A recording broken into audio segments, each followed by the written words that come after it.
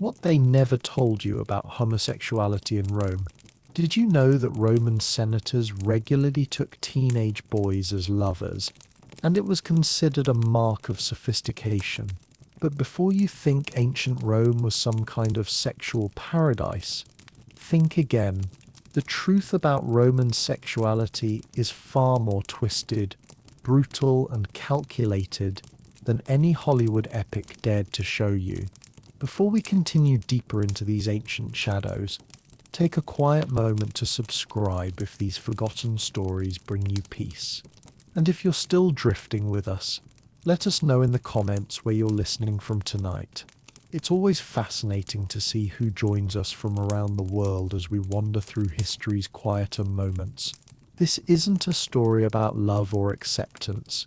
It's about power, domination, and a society so obsessed with hierarchy that even intimacy became a weapon. Welcome to a world where your sexual role could determine whether you lived in a palace or died in the gutter, where emperors married their male slaves in elaborate ceremonies while ordinary citizens were executed for the same acts, where the difference between honor and humiliation often came down to a single question: who was on top? You're about to discover the shocking reality behind Rome's marble facades. From the secret chambers of the Palatine Hill to the blood-soaked floors of the Colosseum, we'll uncover how the most powerful empire in history used desire as both currency and curse. This is the story they buried beneath centuries of Christian revision and modern wishful thinking. The story of how Rome turned human sexuality into the ultimate expression of imperial power, and why understanding this truth changes everything we thought we knew about the ancient world. You wake before dawn in the sprawling metropolis of Rome, circa 150 CE. The year is irrelevant. These rules have governed Roman society for generations and will continue long after you're gone. The air tastes of smoke, sewage, and something else. Fear, perhaps. Or maybe that's just the smell of a million people pressed together, all trying to survive another day without offending someone who could destroy them with a whisper. Your sandals echo against the worn travertine stones as you make your way through the Suburra, Rome's teeming slum district. Here in the shadow of the Seven Hills, the empire's sexual economy operates in full view for those who know how to read the signs. A young boy, no more than 15, hurries past with downcast eyes, his fine silk tunic marking him as someone's delicatus, a cherished plaything of wealth and privilege. Behind him trails an older man, broad-shouldered and confident, his toga's purple stripe announcing his senatorial rank. Nobody stares, nobody whispers. This is as normal as buying bread or offering prayers to Jupiter. But step closer to that same scene, and you'll notice something that would make a modern observer's blood run cold. The boy's wrists bear faint marks, not from chains but from golden bracelets heavy enough to remind him constantly of his place. His master doesn't hold his hand, doesn't need to. The boy has been trained since childhood to anticipate every desire, every whim, every violent mood swing that might cost him his beauty, his position, or his life. This is the reality of Roman sexuality that survived in graffiti scratched into brothel walls, in legal documents buried in archives, in the bitter poetry of those brave enough to tell the truth. It wasn't about identity or orientation as we understand these concepts today. It was about one thing only: power made visible through the most intimate possible act. In the Roman mind, there were no homosexuals or heterosexuals. There were only the fuckers and the fucked, the penetrators and the penetrated, the conquerors and the conquered. And which category you fell into determined not just your sexual experiences but your legal rights, your social standing, your economic opportunities, and ultimately whether you lived or died. The Emperor Marcus Aurelius himself, that supposed philosopher king beloved by modern Stoics, kept a rotating collection of young Syrian boys in his private quarters. His wife Faustina knew, of course. Everyone knew. But Aurelius was fulfilling his role as a dominant Roman male, exercising his natural right to take pleasure from those beneath him in the social hierarchy. The boy's feelings were as irrelevant as a horse's opinion about being ridden. Walk through the forum during the busy morning hours, and you'll see this system operating everywhere.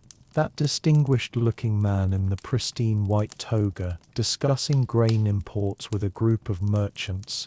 Last night he spent 3 hours in the caldarium of his private bathhouse with a teenage slave named Alexios, working out his frustrations over a failed business deal. The bruises won't show under the boy's tunic, and besides, who would complain? Alexios was purchased specifically for this purpose. The merchant nodding respectfully at the senator's every word. He's calculating how much it would cost to buy a similar boy for himself. Not out of desire, though that may play a part, but because ownership of a beautiful male slave signals prosperity, sophistication, and most importantly, the power to possess what others can only admire from a distance. This is what modern romantics don't understand about ancient Rome. Sexuality wasn't personal, it was political. Every encounter carried meaning that extended far beyond the bedroom. When Senator Lucius Flavius took his friend's son as a lover during the boy's coming-of-age ceremony, he wasn't expressing affection. He was cementing an alliance, demonstrating his status, and training the next generation in the proper order of things. The boy Gaius would remember that night for the rest of his life. Not with fondness. Roman males weren't expected to enjoy being penetrated, but with the grim understanding that this was the price of advancement in Roman society. Someday, when Gaius reached full adulthood and gained enough wealth and status, he would have his own collection of beautiful boys. The cycle would continue, as it had for centuries. But here's what makes the Roman system truly chilling. It wasn't considered abusive because it wasn't considered personal. These weren't relationships between individuals making choices about their own bodies. They were transactions between owners and property, exercises in dominance and submission that reinforced the fundamental order upon which the entire empire rested. The graffiti tells the real story. Scratched into the walls of Pompeii's brothels, carved into public latrines throughout the empire, scrawled on the sides of amphitheaters where citizens gathered for entertainment. Cosmas the Thracian fucks well. Vibius pleasured 3 senators last night. Felix has the tightest ass in the 7th district. These weren't personal advertisements or expressions of desire, they were status updates in a society where sexual dominance translated directly to social and economic power. To be known as someone who fucked well meant you were a man of influence, someone who could take what he wanted and impose his will on others. To be praised for your performance as a passive partner meant you were skilled at serving your betters, valuable, but ultimately disposable. The poet Catullus captured this brutal calculus in verses that still make scholars uncomfortable. It is shameful for a free man to be loved, but not to love. It is shameful to be penetrated, but not to penetrate. He wasn't describing personal preference. He was laying out the fundamental law of Roman sexual hierarchy, the rule that determined who lived in luxury and who died in poverty. Tomorrow we'll explore how this system shaped every aspect of Roman life, from the halls of the Senate to the training grounds of gladiators. How emperors used their sexual appetites to demonstrate ultimate power, and how ordinary citizens navigated a world where one wrong move in the bedroom could destroy their entire family's future. But for now, as the sun rises over the eternal city and the streets fill with citizens hurrying to their daily obligations, Remember this. Every smile, every gesture, every seemingly casual interaction carried the weight of an empire built on the principle that some human beings exist solely for the pleasure of others. And in Rome, pleasure was never just about sex. It was about power, always about power. You find yourself standing at the entrance to the Campus Martius, where the morning mist still clings to the marble columns of the Temple of Mars altar. The year could be 89 CE, or 156 CE, or any year during Rome's imperial height. The rules you're about to witness have remained unchanged for generations, carved as deeply into Roman society as the inscriptions on their monuments. The sound hits you first. The rhythmic thud of wooden staves against leather shields, punctuated by sharp commands barked in military Latin. This is where Rome's future elite come to train, not just in warfare but in the subtler arts of dominance that will serve them throughout their lives. Young men from senatorial families practice sword work alongside the sons of wealthy merchants, their bodies glistening with olive oil and sweat under the watchful eyes of their instructors. But look closer, and you'll see a second layer of education taking place in the shadows between the training posts. Marcus Quintus Severus, barely 18 and still smooth-cheeked despite his aristocratic lineage, moves through his sword forms with mechanical precision. His instructor, a grizzled centurion named Gaius Brutus Maximus, corrects his footwork with hands that linger just a moment too long on the boy's muscled thighs. This isn't inappropriate touching by Roman standards. It's preparation for reality. Power flows through the sword. Maximus growls, his weathered fingers adjusting Marcus's grip on the gladius. But it flows through the body first.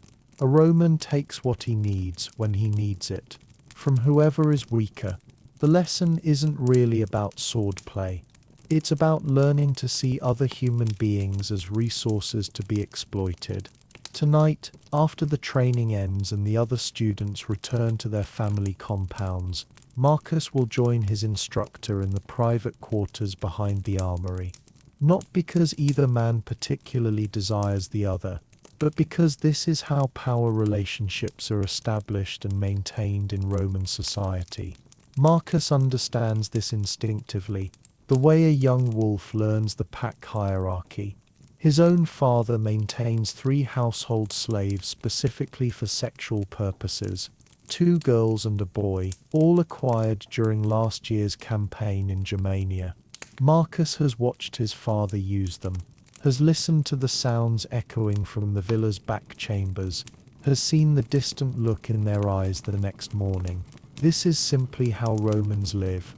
The air in the Campus Martius carries more than the scent of sweat and leather. It's thick with an undercurrent of constant evaluation. Every young man sizing up every other young man, calculating who can be dominated and who must be deferred to. Sexual conquest isn't separate from this social mapping. It's the most intimate expression of it. You notice a group of younger boys, perhaps 14 or 15, serving wine to the trainers. Their tunics are shorter than strictly necessary, their movements carefully practiced to display their developing bodies to best advantage. These aren't soldiers in training. They're auditioners for a different kind of service entirely. One of them, a golden-haired boy named Lucius Aemilius, catches the eye of Senator Gaius Fabius Maxentius, who has come to observe his own son's progress. The senator's gaze follows the boy's movements with the same calculating attention a horse trader gives to promising stock. By evening, Lucius will find himself summoned to the senator's private chambers, not for punishment, but for what Romans consider an honor, the chance to serve a man of importance. The boy's own father, a minor magistrate desperate to advance his career, has been hoping for exactly this opportunity. When Senator Maxentius approaches him after the training session, gold coins discreetly changing hands, both men understand the transaction perfectly. Lucius's virginity is being purchased as surely as if they were negotiating the price of grain. This is the world that produced the likes of Emperor Tiberius, who turned the island of Capri into his personal pleasure garden, staffed with boys trained in what Roman writers euphemistically called the Greek arts. It's the same system that created Caligula, who learned from childhood that human beings were toys to be broken and discarded at will. But it's crucial to understand these weren't considered deviations from Roman virtue. They were expressions of it. Roman morality didn't concern itself with who you had sex with. It cared about whether you maintained the proper position of dominance in every encounter. The graffiti scratched into the walls surrounding the Campus Martius tells the real story of these training sessions. Titus took the Germanic boy in front of everyone. Senator's son has good technique. Maximus trains more than sword work in his quarters. These aren't scandals being whispered about. They're achievements being celebrated. Walk through the narrow streets leading away from the training ground, and you'll pass the homes of Rome's merchant class. Here, successful traders compete to own the most beautiful boy slaves, not just for private use but for public display. A well-trained delicatus, educated in Greek poetry and skilled in music, becomes a living advertisement for his master's wealth and taste. Gaius Flavius Mercator, who made his fortune importing silk from the Far East, takes particular pride in his acquisition of twin brothers from Egypt. The boys, now renamed Castor and Pollux to reflect their new Roman identities, serve at his dinner parties wearing only golden collars and silk loincloths. Guests admire their beauty openly, and Mercator basks in the envy of less successful men who can't afford such luxury. The twins' original names, their families, their homeland, all of this has been erased as completely as if it never existed. They are now living sculptures, breathing artwork that demonstrates their owner's power to possess and transform human life itself. This systematic dehumanization wasn't incidental to Roman sexuality, it was the foundation. For the system to work, for elite Romans to maintain their self-image as noble and virtuous, the people they used for pleasure had to be redefined as something less than fully human. Slaves, foreigners, the poor, all became categories of being that existed primarily to serve the needs of their betters. The bathhouses scattered throughout the city serve as the primary venues for this ongoing theatre of dominance. In the tepidarium of the Baths of Agrippa, Senator Marcus Tullius Cicero the Younger conducts business while teenage attendants massage his shoulders and feet. The boy's hands wander freely across his body, not out of desire but because this is their job, their only value in Roman society. Around him, other senators and wealthy merchants conduct similar performances, each man demonstrating his status through the quality and beauty of his personal attendance. The conversation flows seamlessly between discussions of Egyptian grain shipments and appreciative comments about the curve of a particular boy's spine. This is the hidden architecture of Roman power, a vast machine for converting human vulnerability into sexual and social dominance. Every interaction reinforces the hierarchy. Every pleasure taken reminds both parties of their relative positions in the cosmic order that keeps the empire functioning. Tomorrow we'll explore how this system reached its logical conclusion in the imperial palace, where absolute power created opportunities for sexual exploitation that defied even Roman imagination. But for now, as the shadows lengthen across the Campus Martius, and another generation of young Romans learns the brutal calculus of desire and domination, remember this: what you're witnessing isn't ancient history. It's the blueprint for how power operates in any society where some humans are considered more valuable than others. You stand now in the heart of Roman sexual hierarchy, where the rules that govern every interaction are as rigid and unforgiving as the laws that built the empire itself. But these aren't written laws. They're something far more powerful. They're the unspoken commandments that determine who lives in luxury and who dies in agony, carved not in stone but in the collective consciousness of an entire civilization. The fundamental principle is breathtakingly simple. In every sexual encounter, there must be a conqueror and a conquered. No exceptions, no equality, no mutual pleasure that doesn't reinforce the cosmic order that keeps Rome functioning. Picture Senator Lucius Cornelius Balbus, a man whose family has held power for 7 generations, as he explains these realities to his son on the boy's 16th birthday. They sit in the atrium of their palatial villa on the Palatine Hill, surrounded by frescoes depicting mythological scenes of gods taking mortal lovers by force. The imagery isn't decorative, it's instructional. "Listen carefully, Marcus," the senator says, his voice carrying the weight of absolute authority. "A Roman man penetrates. He is never penetrated. A Roman man takes pleasure. He never provides it to an equal. These are not suggestions, they are the laws that separate civilization from chaos."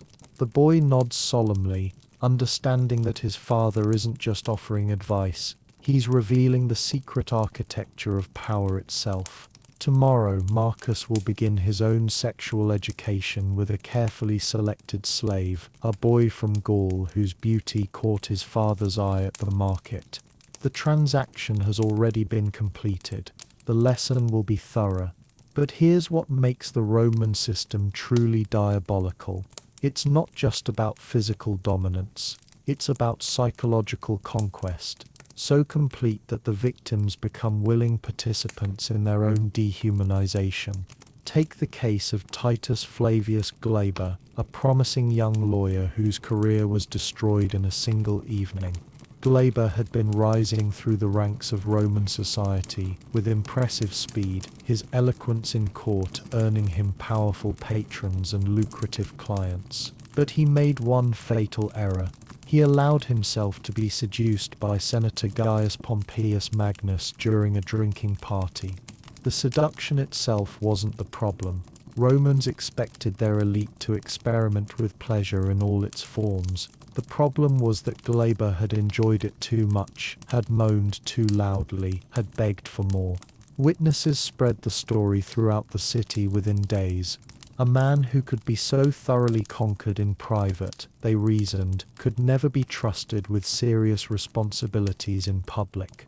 Glaber's clients abandoned him. His patrons withdrew their support. His own family quietly arranged for him to be transferred to a minor administrative post in Britain, as far from Rome as possible without actually being exiled.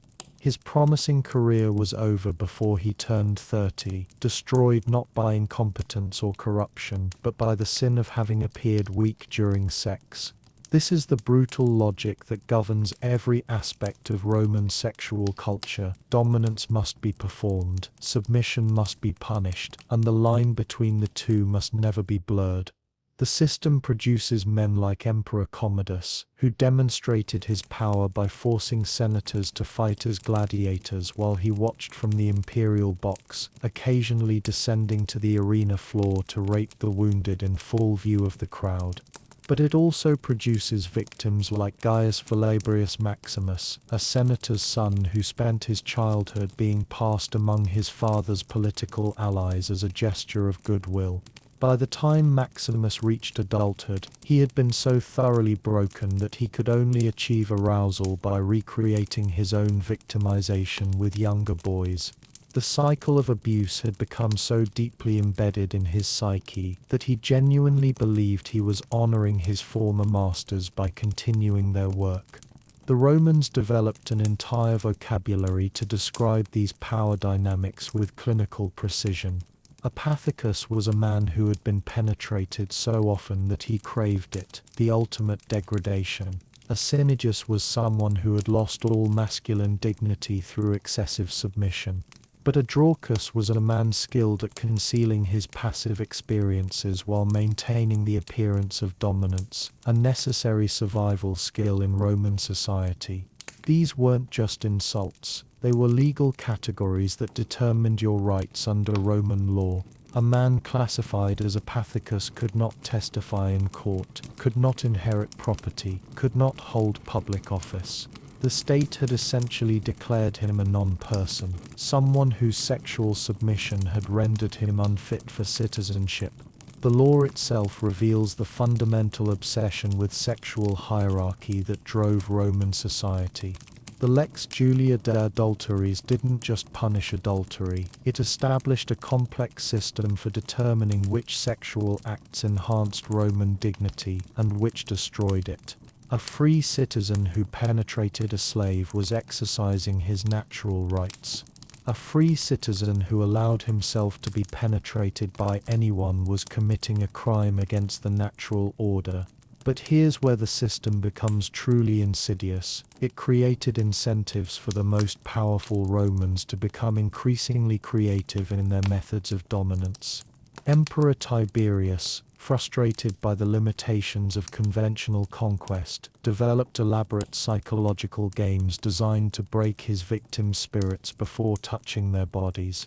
He would force aristocratic young men to compete for his attention, offering rewards for the most degrading performances, turning their desperation against them. Senator Marcus Aemilius Scaurus went even further, establishing what he called training academies where the sons of his political enemies were educated in submission. These weren't brothels, they were systematic programs for destroying the next generation of potential rivals by ensuring they could never claim masculine authority. The genius of the Roman sexual system was that it made resistance nearly impossible. If you refused to participate, you were labeled a prude or a coward, equally unsuitable for positions of responsibility. If you participated but maintained your dignity, you were considered weak or effeminate. If you participated enthusiastically, you were branded as someone whose appetites made them untrustworthy. The only winning move was to demonstrate your dominance so thoroughly, so creatively, and so publicly that no one could question your position in the hierarchy. This is why Roman sexual practices became increasingly extreme over time, each generation of elites trying to outdo their predecessors in displays of absolute power. The poet Juvenal captured this escalating madness in verses that still make scholars uncomfortable. What won't a Roman do to prove his dominance? Yesterday's crimes become today's virtues, and tomorrow's necessities become unthinkable. He was writing about a society that had turned sexual exploitation into a form of public art. This is the foundation upon which everything else in Roman sexual culture was built, the absolute necessity of demonstrating dominance in every encounter, the complete dehumanization of anyone who showed weakness, and the systematic training of each new generation to perpetuate these cycles of abuse. Tomorrow we'll see how this system played out in the lives of ordinary Romans, how shopkeepers and soldiers and farmers navigated a world where sexual vulnerability could destroy not just individuals but entire families. But for now, remember this: what you're witnessing isn't ancient perversion. It's the logical conclusion of any society that organizes itself around the principle that some humans exist solely for the benefit of others. You must abandon everything you think you know about sexual identity to understand what actually happened in Roman bedrooms. The very words we use today, homosexual, heterosexual, gay, straight, would have been meaningless to a Roman citizen. These categories simply didn't exist in their world, and imposing them on Roman sexual practices is like trying to understand ancient religion through the lens of modern psychology. Romans didn't think in terms of orientation. They thought in terms of action and status. The question wasn't, who are you attracted to, but what role do you play? And more importantly, what does that role say about your position in society? Consider the case of Marcus Fabius Quintilianus, a wealthy merchant who modern observers might label as bisexual. In a single week, Quintilianus might have sex with his wife, 2 female slaves, and 3 male slaves. To a Roman, this wasn't evidence of sexual confusion or broad appetites. It was simply a powerful man exercising his natural rights over his property. But if that same Quintilianus had been caught on his knees in front of his own slave, allowing himself to be penetrated by someone he owned, the scandal would have destroyed not just his reputation but his entire family's standing in Roman society. The gender of his partner was irrelevant. What mattered was that he had inverted the natural order, placing himself beneath someone who should have been beneath him. This is why modern attempts to find gay Romans in historical records consistently miss the point. Romans like Emperor Hadrian, who maintained passionate relationships with beautiful young men, weren't expressing a sexual orientation, they were performing dominance. When Hadrian fell in love with the youth Antinous and deified him after his death, Romans weren't scandalized by the homosexual nature of the relationship. They were concerned that an emperor had shown such emotional vulnerability over someone of inferior status. The Latin language itself reveals this fundamental difference in thinking. Romans had no word equivalent to our homosexual, but they had dozens of terms for different types of sexual submission. A catamitus was a young man who served as a passive partner. A spintria was a professional male prostitute. A concubinus was a male slave kept specifically for sexual purposes. Each term described not sexual desire, but social function. Even more telling is how Romans discussed what we would call heterosexual behavior. A man who was too devoted to his wife, who seemed to prioritize her pleasure over his own dominance, could be mocked as uxorious, excessively fond of his wife. This wasn't praise.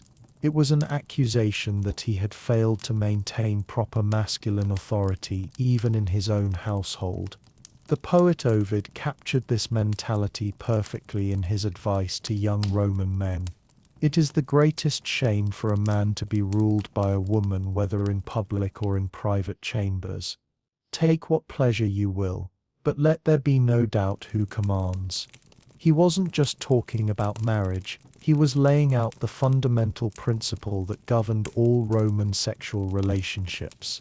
This creates a problem for modern historians trying to understand Roman sexuality. When we read about Emperor Caligula's sexual excesses, we're seeing descriptions filtered through Roman assumptions about power and submission. Caligula wasn't considered depraved because he had sex with men. He was considered depraved because he allegedly allowed himself to be penetrated by his own servants, violating the basic hierarchy that kept Roman society functioning. But here's where the Roman system becomes even more alien to modern thinking. It wasn't just about individual behavior. Your sexual role determined your family's status for generations. If Senator Gaius Valerius Maximus was discovered in a compromising position with another man, the shame didn't just attach to him personally. His sons would find it harder to secure good marriages. His daughters would be considered less desirable matches. His family name would carry the stain of his sexual submission for decades. This is why Roman families invested so heavily in controlling their male children's early sexual experiences. Young aristocrats were carefully introduced to sex through encounters with slaves or prostitutes, always in the dominant role, always under the supervision of experienced relatives who could ensure proper technique and appropriate psychological conditioning. Marcus Junius Brutus the Elder famously spent 3 years training his son in what he called the arts of command, which included detailed instruction in how to derive maximum pleasure from sexual dominance while maintaining emotional detachment. The boy was required to practice with a series of carefully selected slaves, each chosen to teach specific lessons about power and control. These weren't optional lessons. They were essential preparation for adult life in Roman society. A young man who failed to demonstrate proper sexual dominance would find himself excluded from serious political consideration, passed over for advantageous marriages, and gradually marginalized from elite social circles. The confusion deepens when we consider how Romans viewed relationships between adult men of equal status. While the penetration of social inferiors was not just acceptable but expected, sexual contact between equals was considered deeply problematic, not because it was homosexual, but because it implied that one of them had accepted a subordinate position. This is why the scandalous affair between General Pompey Magnus and Senator Crassus Dives caused such a political crisis in 67 BCE. Both men were powerful, wealthy, and influential. Romans couldn't figure out which one was supposed to be dominant, which meant the relationship threatened the basic assumptions that kept their social order functioning. The solution was typical of Roman pragmatism. They simply pretended the relationship didn't exist. Official histories make no mention of the affair, despite widespread contemporary knowledge of it. The Roman solution to cognitive dissonance was often systematic amnesia.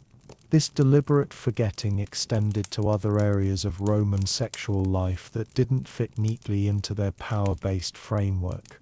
Genuine affection between masters and slaves, emotional attachments that transcended social hierarchy, expressions of vulnerability from powerful men, all of these were systematically erased from official records. What survived were the accounts that reinforced Roman assumptions about natural order, stories of conquest, domination, and the proper use of inferior beings for superior pleasure. This is why Roman sexual literature reads like a catalogue of power fantasies rather than genuine human experience. The gap between official ideology and lived reality was enormous, but most Romans learned to navigate it without conscious thought. They developed elaborate mental compartments that allowed them to maintain their self-image as virtuous citizens while participating in a system that would horrify modern observers. Senator Lucius Cornelius Sulla could genuinely believe himself to be a moral man while owning dozens of young slaves specifically for sexual use. The contradiction never troubled him because he had been trained from childhood to see slaves as fundamentally different types of beings. Not fully human, but something between humans and animals. This is perhaps the most disturbing aspect of Roman sexual culture. How completely it normalized the dehumanization necessary to make the system function. Romans didn't see themselves as cruel or perverse. They saw themselves as natural and civilized, bringing order to a chaotic world through the proper exercise of hierarchy and control. Tomorrow we'll examine how this system enforced itself through fear, watching the gruesome fate that awaited anyone who dared to challenge Rome's sexual hierarchy. But for now, remember this. The Romans didn't invent sexual exploitation, but they perfected the art of making it seem natural, inevitable, even virtuous to those who benefited from it. You witness now the machinery of terror that kept Roman sexual hierarchy functioning smoothly for centuries. The punishment for violating these unwritten laws wasn't just social embarrassment, it was systematic destruction that could obliterate entire bloodlines. Rome had perfected the art of making examples, and sexual transgression provided some of their most memorable cautionary tales. Consider what happened to Gaius Scribonius Curio, a senator's son who made the fatal mistake of falling genuinely in love with a male prostitute named Lysander. This wasn't a simple case of a Roman citizen using a social inferior for pleasure. Curio had committed the unthinkable sin of emotional attachment. Worse, he had been seen kissing Lysander in public, treating him as an equal rather than property. The response was swift and merciless. Within a week, Curio found himself accused of embezzling grain funds, a convenient charge that allowed his enemies to destroy him legally while everyone understood the real reason. His trial became a public spectacle, with prosecutors making crude jokes about his feminine appetites and unnatural attachments. The audience laughed. Curio was exiled to the farthest reaches of the empire, his property confiscated, his name struck from family records. But Curio's fate was gentle compared to what befell Marcus Aemilius Lepidus, a young aristocrat who committed the ultimate transgression. He allowed himself to be penetrated by his own slave. The slave, a clever Greek named Demetrius, had somehow gained psychological dominance over his master, convincing Lepidus to reverse their natural roles in private. When the affair became public, slaves talk and secrets rarely stay buried in Roman households. The response revealed the true depths of Roman sexual paranoia. Lepidus wasn't just punished, he was made into a living lesson about the consequences of inverting natural order. First, he was stripped of his citizenship and reduced to slave status himself. Then he was forced to work in the very brothels where he had once sought pleasure, serving any man who could pay the modest fee. The crowds who came to use him weren't motivated by desire, they were participating in a collective ritual of dominance, reasserting Roman hierarchy through the systematic humiliation of someone who had challenged it. Demetrius, the slave who had dared to dominate his master, received an even more creative punishment. He was castrated publicly in the forum, then forced to serve as a temple eunuch, his mutilated body a permanent reminder of what happened to those who reached above their station. The message was unmistakable: sexual submission flows upward in Roman society, never downward. These weren't isolated incidents, but part of a systematic campaign of terror designed to keep everyone in their proper place. Roman law provided dozens of mechanisms for destroying sexual transgressors, from the formal charge of infamia that stripped citizens of legal rights to the informal but equally devastating practice of social ostracism. The poet Martial built an entire career on this enforcement mechanism, writing savage verses that could destroy reputations overnight. His targets weren't chosen randomly. They were always men who had somehow violated sexual protocol, whether by showing too much affection for their male lovers, appearing too submissive in private encounters, or simply failing to demonstrate adequate dominance in their public personas. Nevertheless thinks himself a man because he penetrates. Martial wrote about one unfortunate target, but he moans like a woman when the lights go out. Which role defines him? The one witnesses see, or the one darkness reveals? The verse circulated throughout Rome within days, and Nevertheless found himself excluded from decent society, his ambiguous sexuality marking him as unreliable and untrustworthy. But the enforcement went far beyond individual punishment. Roman society developed elaborate mechanisms for preventing sexual transgression in the first place. Aristocratic families employed networks of slaves and freedmen whose job was to monitor their young men's sexual activities, reporting any signs of inappropriate submission or emotional attachment. Senator Lucius Cornelius Bulbus maintained what he called his moral household, where every male slave was trained to report on the sexual behavior of family members. These weren't just servants, they were surveillance agents, tasked with ensuring that no member of the family ever displayed the kind of weakness that could destroy their political prospects. The system created a climate of constant fear and mutual suspicion. Young Roman men learned to perform masculinity even in their most private moments, knowing that any sign of vulnerability might be reported to their fathers, their patrons, or their political enemies. Sex became a performance not just for partners, but for an invisible audience of potential informants. This paranoia extended into the highest levels of Roman society. Emperor Domitian, notorious for his sexual cruelty, established what historians euphemistically call morality courts, where citizens could be tried for sexual crimes against nature.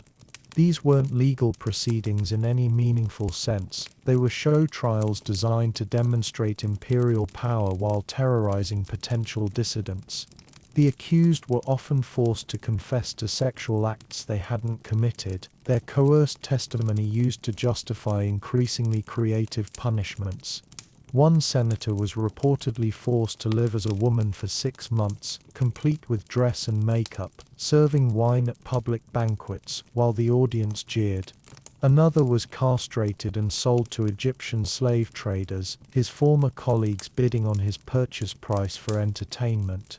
These extreme cases served a crucial function in Roman society. They established the outer boundaries of acceptable behavior while creating a climate where everyone policed themselves and others. The threat didn't need to be constantly carried out. The possibility was enough to keep most citizens in line. Roman sexual enforcement was particularly brutal because it operated on multiple levels simultaneously. Legal punishment, social ostracism, economic destruction, and physical violence were all deployed together, creating a system where transgression meant total annihilation of your previous life. The genius of Roman sexual control was that it made resistance seem not just dangerous but pointless. Why risk everything for momentary pleasure or emotional connection when the consequences were so devastating? Most Romans learned to find satisfaction within the approved channels, convincing themselves that domination was more fulfilling than submission, that power was more valuable than love. Tomorrow we'll see how this system of terror created its own contradictions, driving Roman sexual practices toward increasingly extreme expressions of dominance that eventually threatened the very foundations of the empire.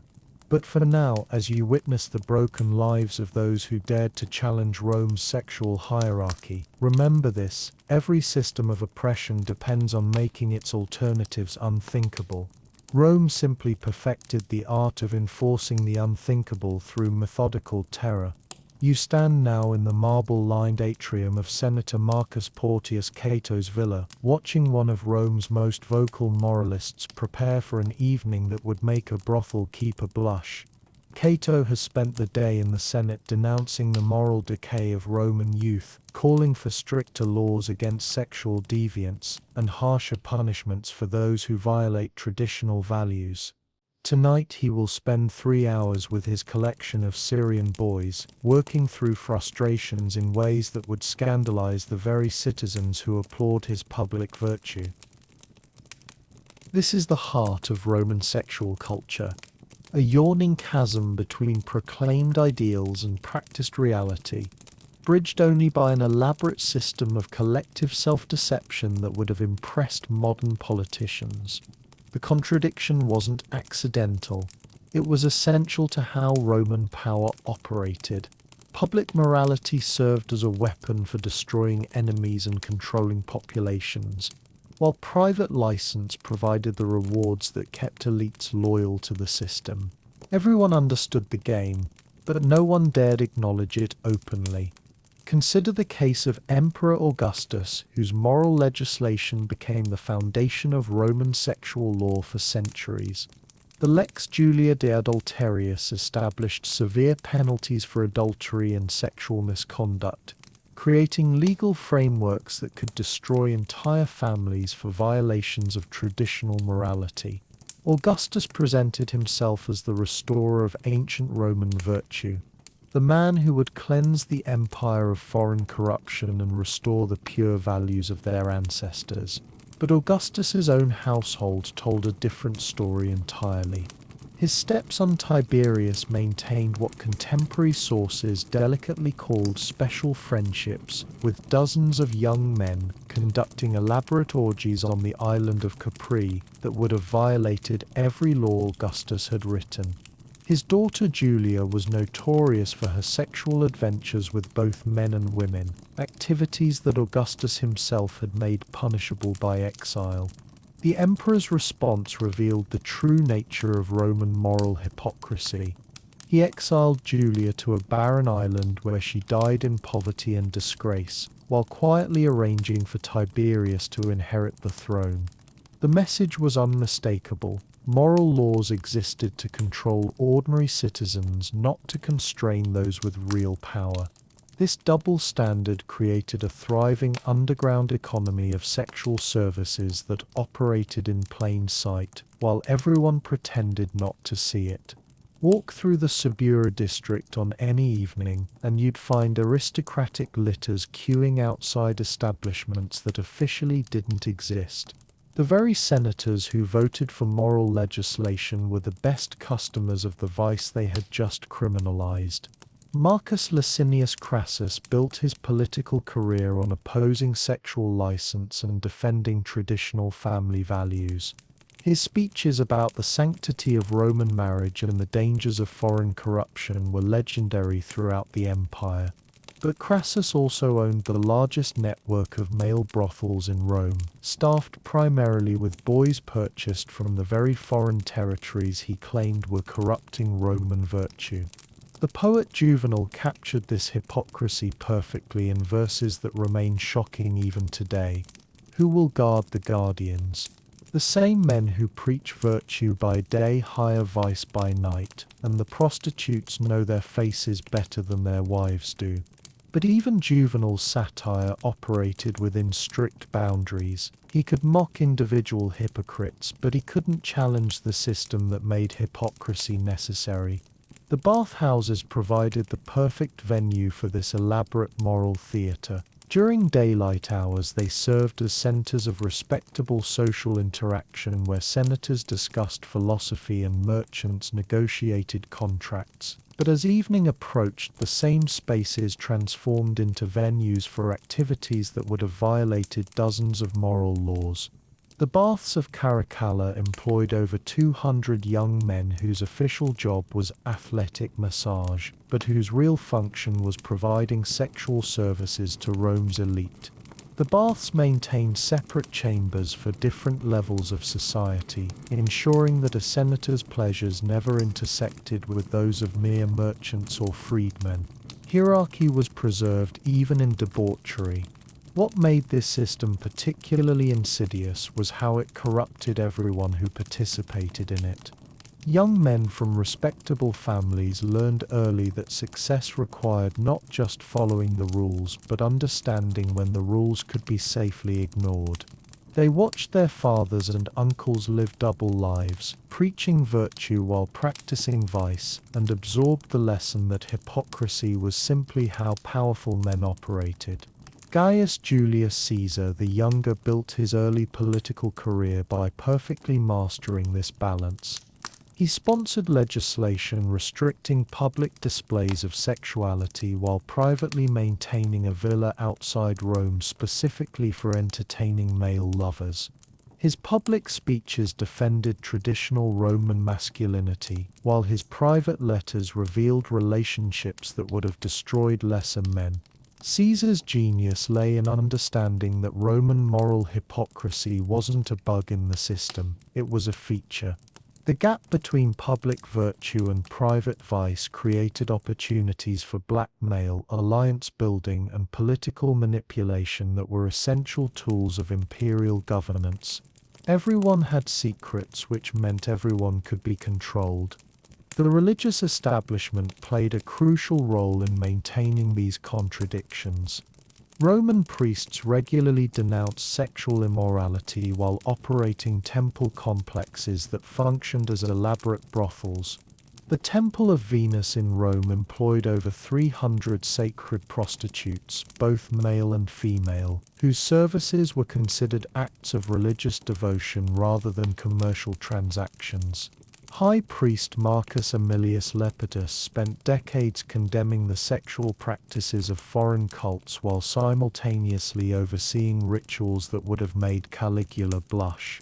The temple's inner chambers hosted ceremonies where aristocratic initiates proved their devotion through acts that violated every public standard of Roman decency. But perhaps the most revealing aspect of Roman sexual hypocrisy was how it treated genuine emotion. While physical domination of social inferiors was not just tolerated but celebrated, any display of authentic affection was considered dangerous weakness. A senator could rape a dozen slaves without losing respect, but if he showed genuine love for even one of them, his political career would be over. This systematic suppression of emotional authenticity created a culture where power relationships became the only acceptable form of intimacy. Romans learned to equate love with weakness and domination with strength, producing generations of leaders who were incapable of forming genuine human connections. The contradiction reached its logical conclusion in the imperial palace, where absolute power created absolute corruption. Emperors who proclaimed themselves guardians of Roman virtue engaged in sexual practices so extreme that even their own historians struggled to record them. The gap between public image and private reality became so vast that it eventually threatened the credibility of the entire imperial system. Tomorrow we'll explore how this hypocrisy played out in the daily lives of ordinary Romans, watching citizens navigate a world where survival depended on understanding which rules were real and which were merely performed. But for now, as you witness the elaborate moral theatre that kept Roman society functioning, remember this: the most dangerous societies aren't those that openly embrace evil, but those that perfect the art of calling evil good while practicing evil in private. You descend into the deepest chambers of the Roman psyche now, where fear and desire twist together in patterns that would take modern psychology centuries to understand.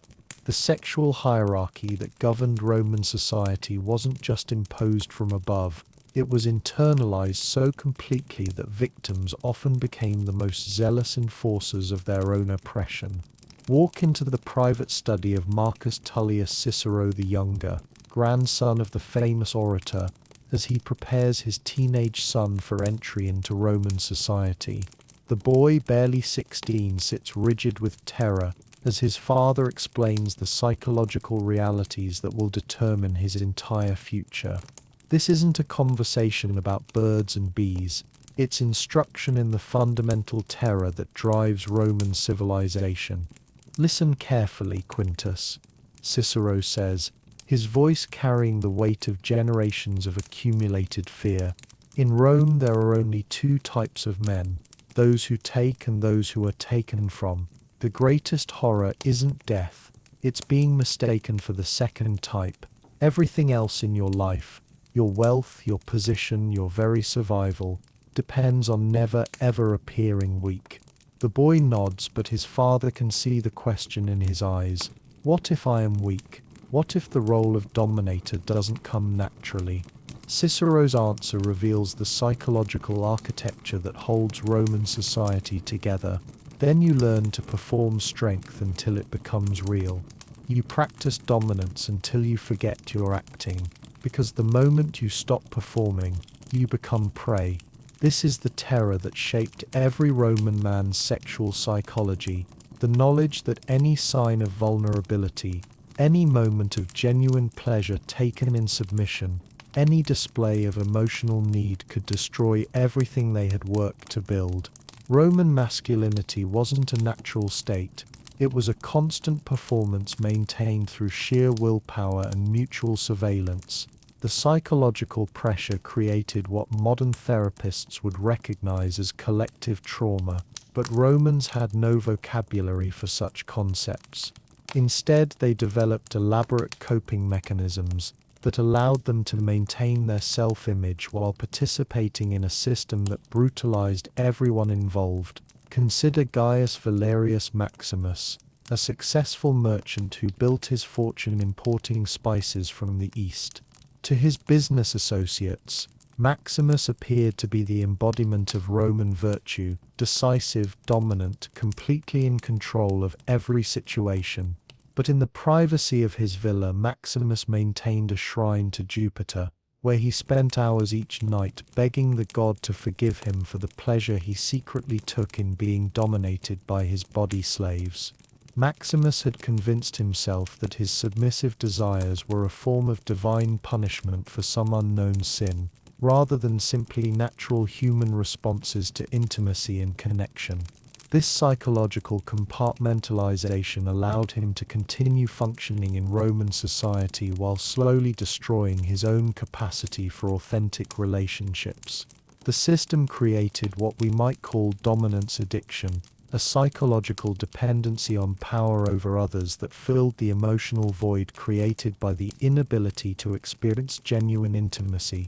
Romans who achieved positions of authority often found that no amount of domination was ever enough to satisfy the hunger created by their own emotional starvation. Emperor Caligula represents the logical extreme of this psychological dysfunction.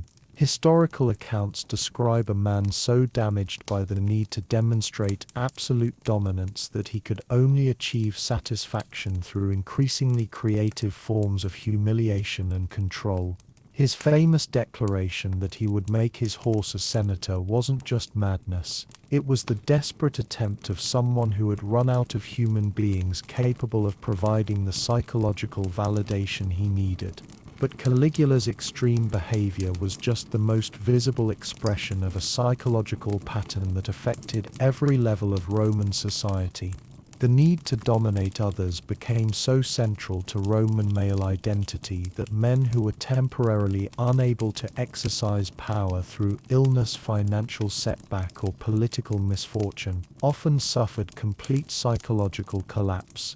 Marcus Aemilius Scaurus, a senator who lost his fortune in a failed grain speculation, was found dead in his villa 3 days after being forced to sell his collection of boy slaves. The official cause was suicide, but those who knew him understood that he had died from the psychological trauma of losing his ability to dominate others. Without victims to control, he had lost his sense of who he was. The most insidious aspect of this psychological system was how it transmitted trauma across generations.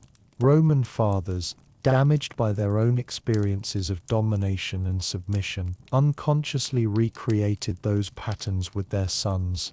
The cycle became self-perpetuating, each generation passing down the same psychological wounds while believing they were transmitting virtue and strength.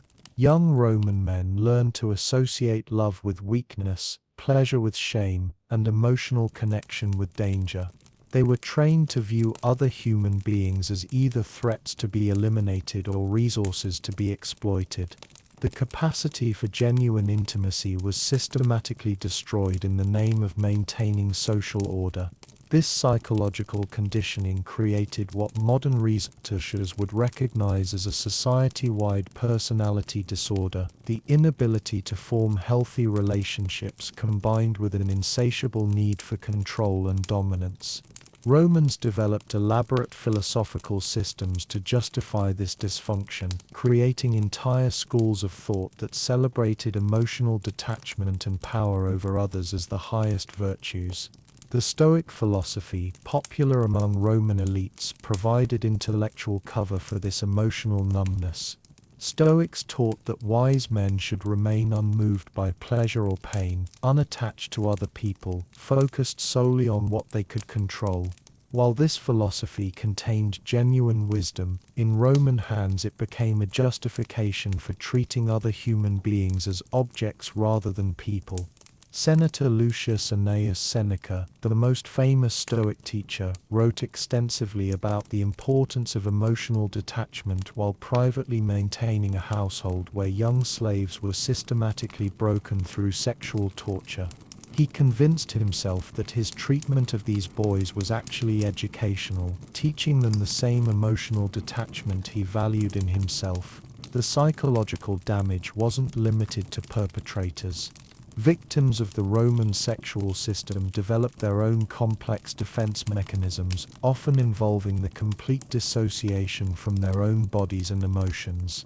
Many slaves and freedmen learned to view their sexual abuse as simply another form of labor, no different from carrying water or cleaning floors. This psychological compartmentalization allowed the system to function smoothly while creating a population of walking wounded who had lost the ability to recognize their own humanity. The empire was held together not just by military force and economic exploitation, but by the collective psychological damage that made resistance seem impossible. The most tragic aspect of Roman sexual psychology was how it corrupted even genuine affection when it occasionally emerged. Men who found themselves caring for their male lovers were forced to express that care through increased domination and control, the only emotional vocabulary available to them. Love became indistinguishable from possession, tenderness from ownership. Tomorrow we'll examine how this psychological system was codified into law, watching Roman legislators create legal frameworks that institutionalized the very trauma that drove their society.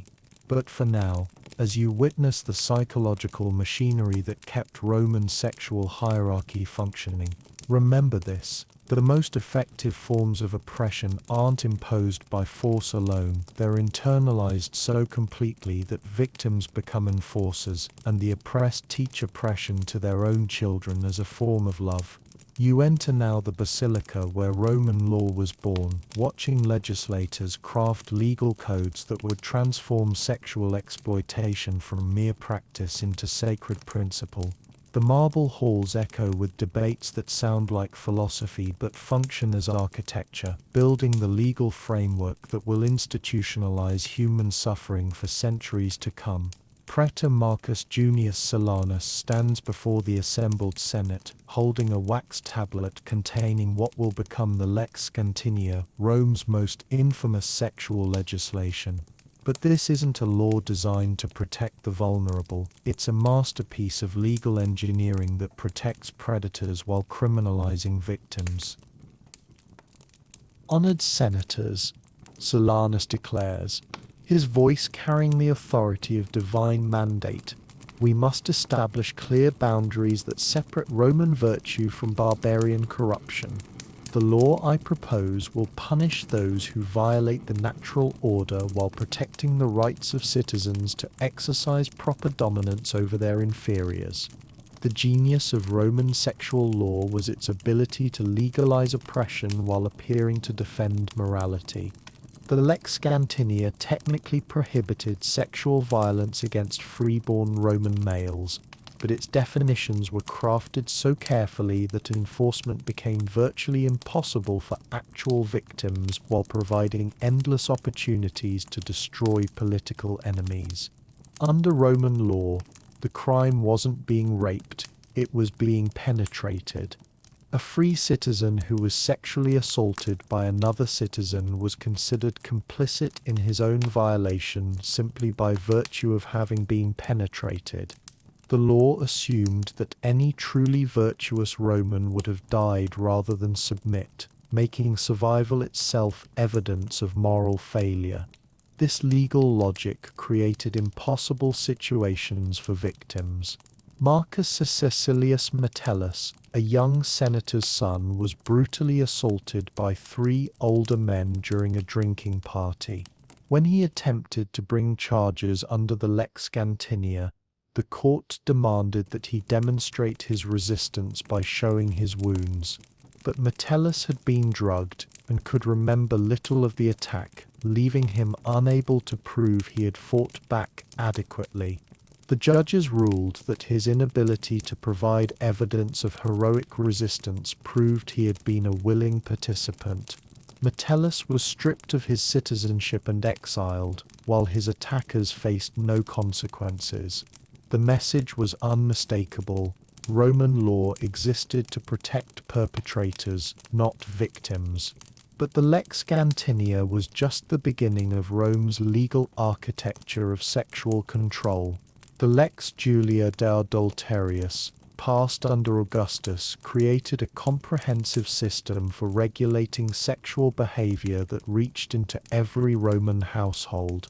This wasn't just legislation. It was social engineering on a scale that wouldn't be attempted again until the 20th century. The law established elaborate categories of permissible and forbidden sexual conduct, but the categories were designed to reinforce social hierarchy rather than protect individuals. A senator could legally rape his male slaves, but faced severe penalties for adultery with another senator's wife. The protection wasn't based on consent or harm, it was based on property rights and social status. Judge Gaius Asinius Pollio, who helped draft the legislation, explained the logic in private correspondence that survived in family archives. We do not seek to prevent sexual vice, which is natural to all men. We seek to channel it in ways that strengthen rather than threaten the social order. A man who satisfies his appetites with inferiors demonstrates proper dominance. A man who pursues equals reveals dangerous ambition. This legal framework created a thriving industry of sexual slavery that operated with full government protection. The law required slave markets to clearly label which slaves were designated for sexual use, creating quality standards and inspection procedures that treated human beings like livestock. Marcus Licinius Crassus, who dominated the slave trade throughout the eastern Mediterranean, maintained detailed records that reveal the scope of this legal commerce. His ledgers show purchases of over 3,000 boys and young men in a single year, all destined for the sexual service of Roman elites. The transactions were fully documented, taxed by the state, and protected by courts that treated sexual slaves as legitimate commercial property. The legal system also created mechanisms for transforming free citizens into sexual property through debt slavery and criminal punishment. The courts could sentence Roman citizens to sexual servitude for crimes as minor as theft or debt default, effectively feeding the slave markets with a steady supply of victims who had once enjoyed legal protection. Perhaps most insidiously, Roman law established the principle of sexual diminishment, the idea that submitting sexually to another man permanently reduced your legal status even if you had been a free citizen. This created a permanent underclass of men who had lost their legal personhood through sexual victimization, ensuring that victims could never seek justice against their abusers.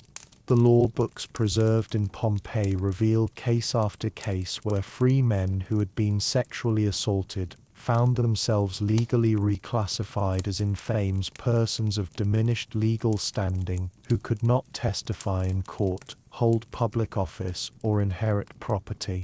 The assault hadn't just harmed them physically, it had destroyed their legal existence. But perhaps the most revealing aspect of Roman sexual law was how it handled relationships between equals. The legal system simply couldn't process the concept of mutual consent between men of similar status. When such relationships occurred, the law demanded that one participant be designated as the passive partner and suffer corresponding legal penalties. The case of Senators Lucius Cornelius Sulla and Gaius Pompeius Magnus illustrates this legal impossibility. Both men were wealthy, powerful, and politically influential, making it impossible to determine which should be considered the dominant partner in their relationship. The legal system's response was to prosecute both men for sexual conspiracy against nature, a charge that allowed the courts to avoid the impossible task of determining who had submitted to whom. The trial became a spectacle that revealed the fundamental contradictions in Roman sexual law. Prosecutors argued that any sexual contact between equals was inherently subversive because it implied the possibility of male submission without hierarchy. The very existence of such relationships threatened the legal foundations that kept Roman society functioning. The senators were ultimately acquitted through political influence, but the legal precedent was established. Sexual relationships between Roman men of equal status were inherently criminal because they violated the hierarchical assumptions upon which all Roman law was based. This legal architecture wasn't just academic theory, it shaped daily life throughout the empire. Roman citizens learned to navigate their relationships based on legal categories that determined who could be safely desired and who represented dangerous territory. The law didn't just punish sexual transgression, it taught Romans to internalize sexual hierarchy as natural and inevitable. The court records preserved in provincial archives show thousands of cases where Roman sexual law was used to destroy political enemies, eliminate business rivals, and settle personal grudges. Sexual charges became the preferred weapon of Roman politics because they were impossible to defend against and carried penalties that destroyed entire family lines. Tomorrow, we'll watch this legal system in action through the tragic story of one young Roman whose life was destroyed by laws designed to protect men exactly like him. But for now, as you witness the creation of legal frameworks that institutionalized sexual oppression, remember this: the most enduring forms of injustice aren't imposed by tyrants, they're written into law by reasonable men who convince themselves they're protecting civilization. You stand in the atrium of the Villa Maxentius on the morning that will destroy everything Marcus Flavius Antonius believed about Roman justice. The young senator's son, barely 22, adjusts his pristine white toga with hands that don't yet shake, preparing for what he assumes will be a routine legal proceeding. In 6 hours he will be stripped naked in the forum, branded with the mark of infamia, and sold to the highest bidder. His crime, trusting the very legal system his family helped create. Marcus represents everything Rome claims to value: patrician bloodline, military training, rhetorical education, and absolute faith in Roman law. His family's name appears on monuments throughout the city. His grandfather drafted portions of the legal code that governs sexual conduct. His father serves as a judge in the very courts that will destroy his son before sunset. The trap began 3 months earlier with a letter that seemed like divine favor. Gaius Sejanus Rufus, a wealthy merchant from Gaul, invited Marcus to inspect a potential investment: silver mines that could triple the family fortune. The meeting location was Rufus's villa outside Rome, a setting that suggested serious business discussion between equals. But Rufus wasn't a merchant. He was a professional destroyer, one of several men who made their living by identifying promising young Romans and manufacturing their downfall through sexual entrapment. His villa contained hidden chambers where slaves with artistic skills created detailed records of everything that occurred within its walls. Marcus arrived expecting to examine mining reports. Instead, he found himself at an elaborate dinner party where the wine flowed freely, and the conversation grew increasingly intimate. The other guests were handsome young men who seemed sophisticated and well-educated, exactly the sort of company a rising senator's son might seek. The seduction was masterful. No force, no obvious coercion. Just gradual escalation from friendly conversation to playful physical contact to explicit sexual activity. Marcus participated willingly, even enthusiastically, never suspecting that every moment was being carefully documented by witnesses hidden behind false walls. The crucial detail that would destroy him wasn't who he had sex with, it was how he had responded. In a moment of genuine pleasure, Marcus had allowed one of the young men to penetrate him. For perhaps 30 seconds he had forgotten his Roman training and simply enjoyed the physical sensation of submission. Those 30 seconds were worth more than his family's entire fortune to the men who had orchestrated the evening. Under Roman law, a free citizen who willingly accepted penetration was no longer legally human. The distinction between coercion and consent was irrelevant. Submission itself was the crime. The blackmail attempt came first, as it always did. Rufus demanded payment of 300,000 denarii to suppress the evidence. a sum that would have bankrupted the family but allowed Marcus to preserve his legal status. Marcus's father, Senator Lucius Flavius Antonius, faced an impossible choice: destroy the family financially, or watch his son lose his humanity under Roman law. The elder Antonius made the decision that would haunt him for the rest of his life. He refused to pay.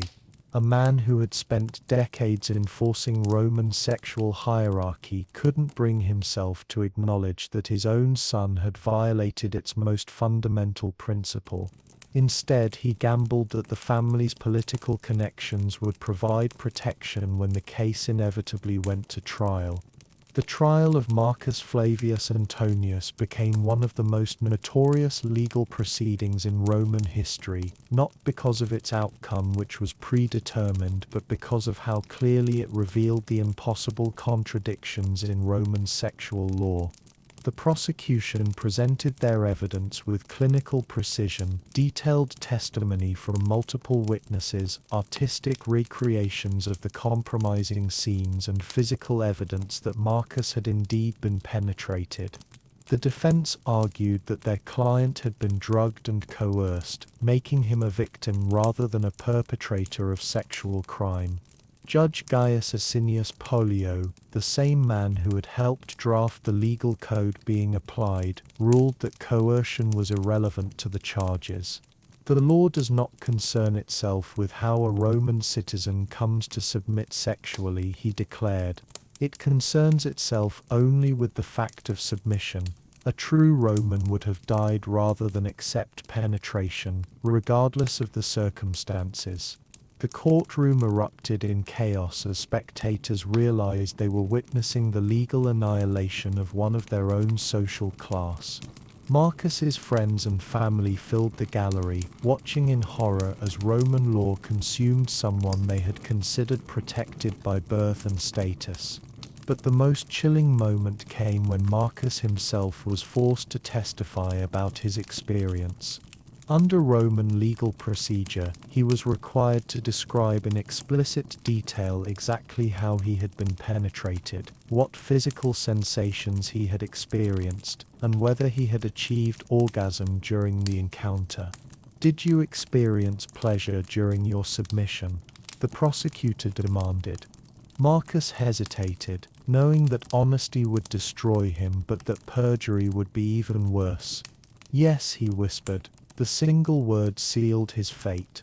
A Roman citizen who admitted to enjoying sexual submission had confessed to a crime against nature itself. The judge immediately stripped him of his citizenship, declared him property of the state, and ordered his immediate sale to recover court costs. The auction took place that afternoon in the Forum, with Marcus's former friends and colleagues in attendance. Bidding was brisk. A senator's son with rhetorical training and patrician features commanded premium prices in Rome's sexual marketplace. The winning bidder was a Syrian merchant who specialized in breaking aristocratic slaves for resale to wealthy perverts throughout the empire. Marcus's father watched from the crowd as his son was led away in chains, his white toga replaced with the rough tunic that marked him as property.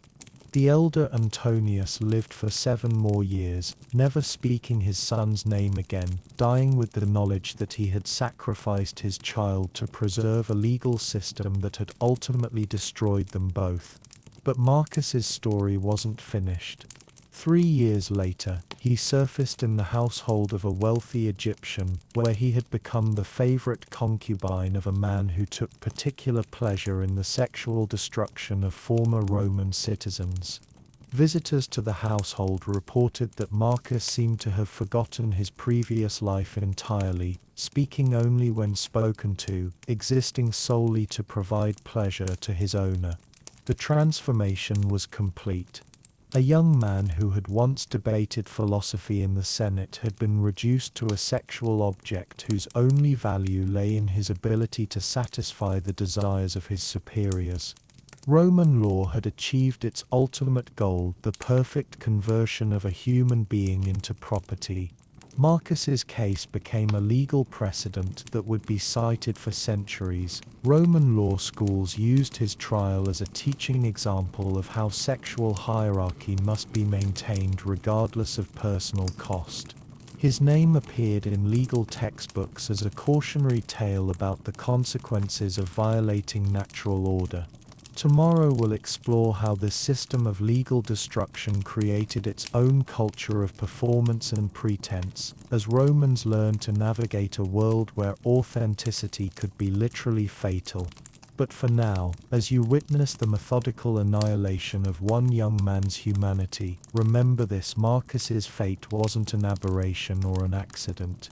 It was the Roman legal system working exactly as designed, protecting the powerful by destroying anyone who dared to challenge the principle that some humans exist solely for the use of others. You enter the world of Roman masculinity performance, where every gesture, every glance, every word must be carefully calculated to project dominance. This isn't just about sexual behavior. It's about the exhausting theatrical production that Roman men performed every waking moment to avoid the fate that befell Marcus Flavius Antonius. Watch Gaius Valerius Flaccus as he prepares for a morning at the baths, a social arena where one wrong move could destroy decades of reputation building. Flaccus stands before a polished bronze mirror in his villa, but he isn't checking his appearance. He's rehearsing his performance. His walk must project confidence without appearing theatrical. His posture must suggest physical dominance without seeming aggressive.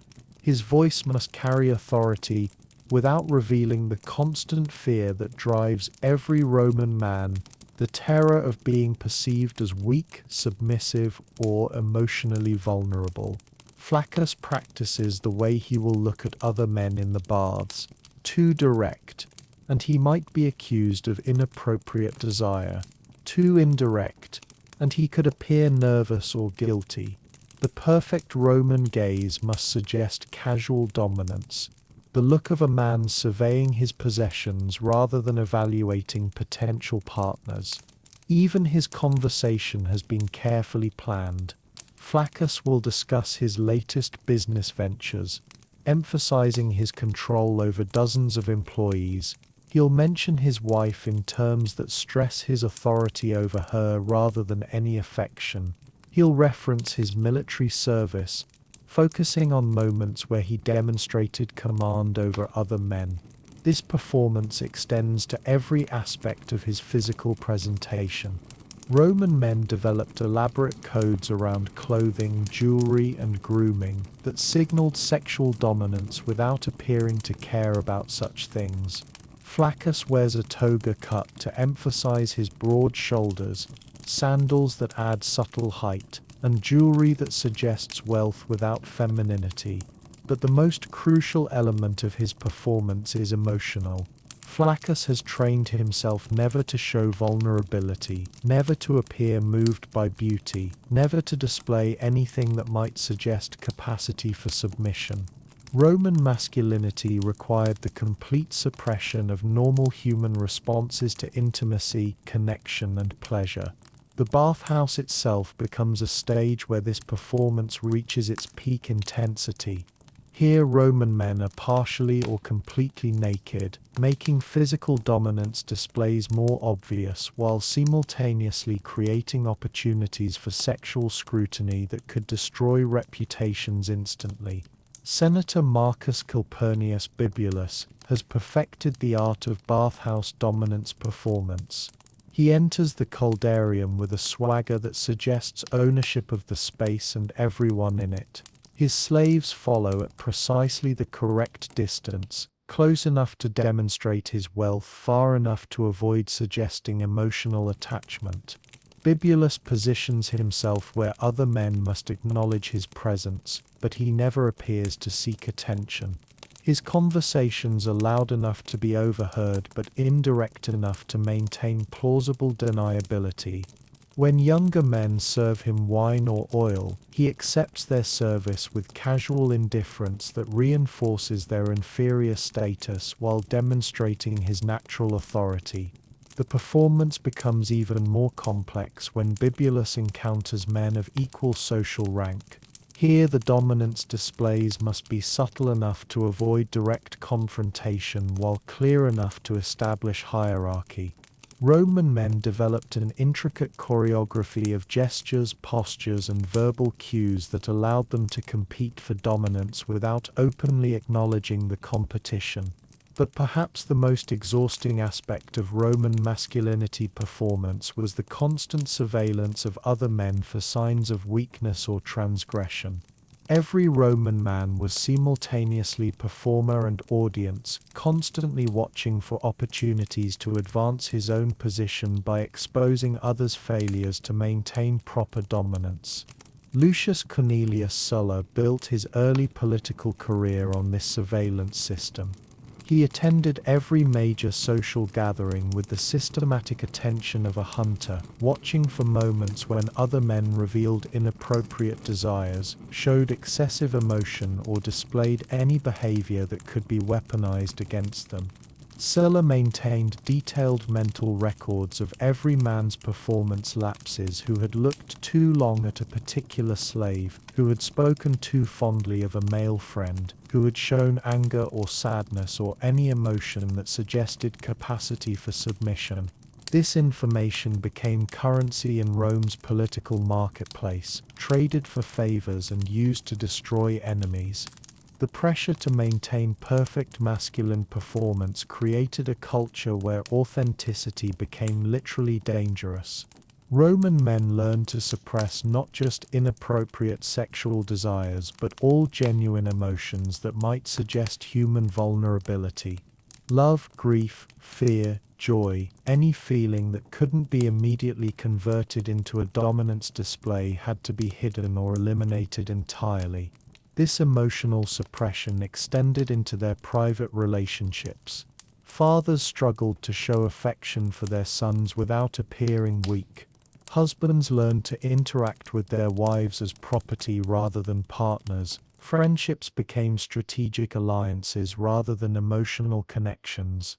The poet Ovid captured this psychological prison in verses that were considered scandalous for their emotional honesty. We have trained ourselves to be statues, marble men who feel nothing, need nothing, love nothing, but statues do not rule empires. They stand in gardens and slowly crumble while living men pass them by. Some Roman men cracked under the constant pressure of performance. Marcus Junius Brutus the Younger was found dead in his villa after a dinner party where he had briefly shown grief over his brother's death. Witnesses reported that he had wept openly, a display of emotion so shocking that several guests left immediately. Rather than face the social consequences of his emotional lapse, Brutus chose suicide. Others found release through increasingly extreme dominance displays that pushed the boundaries of acceptable behavior. Senator Gaius Scribonius Curio became notorious for his public humiliation of slaves, performing acts of sexual violence that were technically legal but so extreme that they made other Romans uncomfortable. Curio's escalating performances revealed the impossible psychology of Roman masculinity. No amount of dominance display was ever sufficient to guarantee safety. The constant fear of being perceived as weak drove men to increasingly desperate demonstrations of power that ultimately consumed their humanity entirely. The system created its own feedback loop of escalating brutality. Each generation of Roman men traumatized by the performance requirements imposed on them inflicted even more extreme demands on their sons. Masculinity became increasingly militarized, increasingly divorced from normal human emotion, increasingly dependent on the subjugation of others. Young Roman men learned to view their own capacity for love, empathy, and vulnerability as mortal enemies to be destroyed before they could destroy them. The performance of dominance wasn't just social theatre, it was psychological warfare against their own humanity. By the height of the empire, Roman masculinity performance had become so detached from genuine human experience that many men seemed to have forgotten they were acting. The mask had fused with the face, creating generations of leaders who were psychologically incapable of forming authentic relationships or making decisions based on empathy rather than power. Tomorrow we'll explore how this performance culture created special categories within Roman society: the boys, the foreigners, the slaves, who were designated as acceptable targets for the dominance that Roman men couldn't express toward their equals. But for now, as you witness the exhausting theatre of Roman masculinity, remember this: societies that require their members to perform humanity rather than experience it eventually produce leaders who have forgotten the difference between strength and cruelty, between power and love. You witness now the cruel mathematics of Roman desire, where human beings were sorted into categories that determined their value in the empire's sexual economy. This wasn't random cruelty. It was systematic classification that served the psychological needs of a society built on dominance. Some people existed to be conquered, others existed to conquer, and a precious few occupied the dangerous middle ground where the rules became murky and survival required constant calculation. Enter the world of the delicati, the delicate ones, boys between 12 and 18 who represented the most prized category in Rome's sexual hierarchy. These weren't just attractive young men, they were living artwork, human beings transformed into objects of desire through elaborate training that began in childhood. Marcus Caecilius Rufus operates the most exclusive Delicatis Academy in Rome, a villa on the Aventine Hill, where wealthy families send their most beautiful male children to be educated in the arts of seduction and submission. The boys arrive as children with names, families, and futures. They graduate as products, perfectly trained instruments of pleasure, whose only value lies in their ability to satisfy the desires of their social superiors. The training is comprehensive and brutal. Boys learn to move with calculated grace, to speak in voices that suggest vulnerability without weakness, to respond to sexual demands with enthusiasm that appears genuine even when it's entirely performed. They study poetry and music, not for intellectual development, but to provide sophisticated entertainment that enhances their master's pleasure. Rufus takes particular pride in what he calls emotional calibration, teaching the boys to display precisely the right amount of affection to flatter their users without suggesting genuine attachment. Too little emotion, and the masters feel like they're using prostitutes. Too much, and they worry about losing control of the relationship. The boys practice scenarios where they must appear to enjoy sexual acts that cause them physical pain while maintaining the illusion that their pleasure is authentic. They learn to cry beautifully during moments of emotional manipulation, to beg convincingly for both mercy and more abuse, to make their masters feel simultaneously powerful and beloved. But the cruelest aspect of Delicatis training is the expiration date built into every boy's value. Roman aesthetics prized smooth, hairless bodies that suggested youth and submission. The moment a boy showed signs of physical maturation, body hair, deepening voice, adult musculature, his time as a Delicatis was over. Most boys aged out of the system by 18, their masters losing interest as soon as they began to resemble adult men. Some were freed and given small stipends to survive as best they could. Others were sold to lower-class masters who couldn't afford premium delicati. The unlucky ones were simply discarded, left to navigate a world that had no place for former sex objects who no longer possessed the beauty that had defined their entire existence. Lucius Valerius Maximus, now 25 and working as a scribe in the provincial courts, spent his adolescence as the favored delicatus of Senator Gaius Cornelius Gallus. For 6 years, Maximus was treated like a precious pet, fed delicacies, dressed in silk, educated by the finest tutors, desired by the most powerful men in Rome. But when body hair began to appear on his legs, and his voice dropped to adult registers, Gallus lost interest virtually overnight. Maximus was given his freedom and a small sum of money, then forgotten as completely as if he had never existed. The transition from beloved object to invisible nobody occurred so quickly that Maximus suffered what we might recognize today as severe psychological trauma. The foreign-born occupied another special category in Rome's sexual system.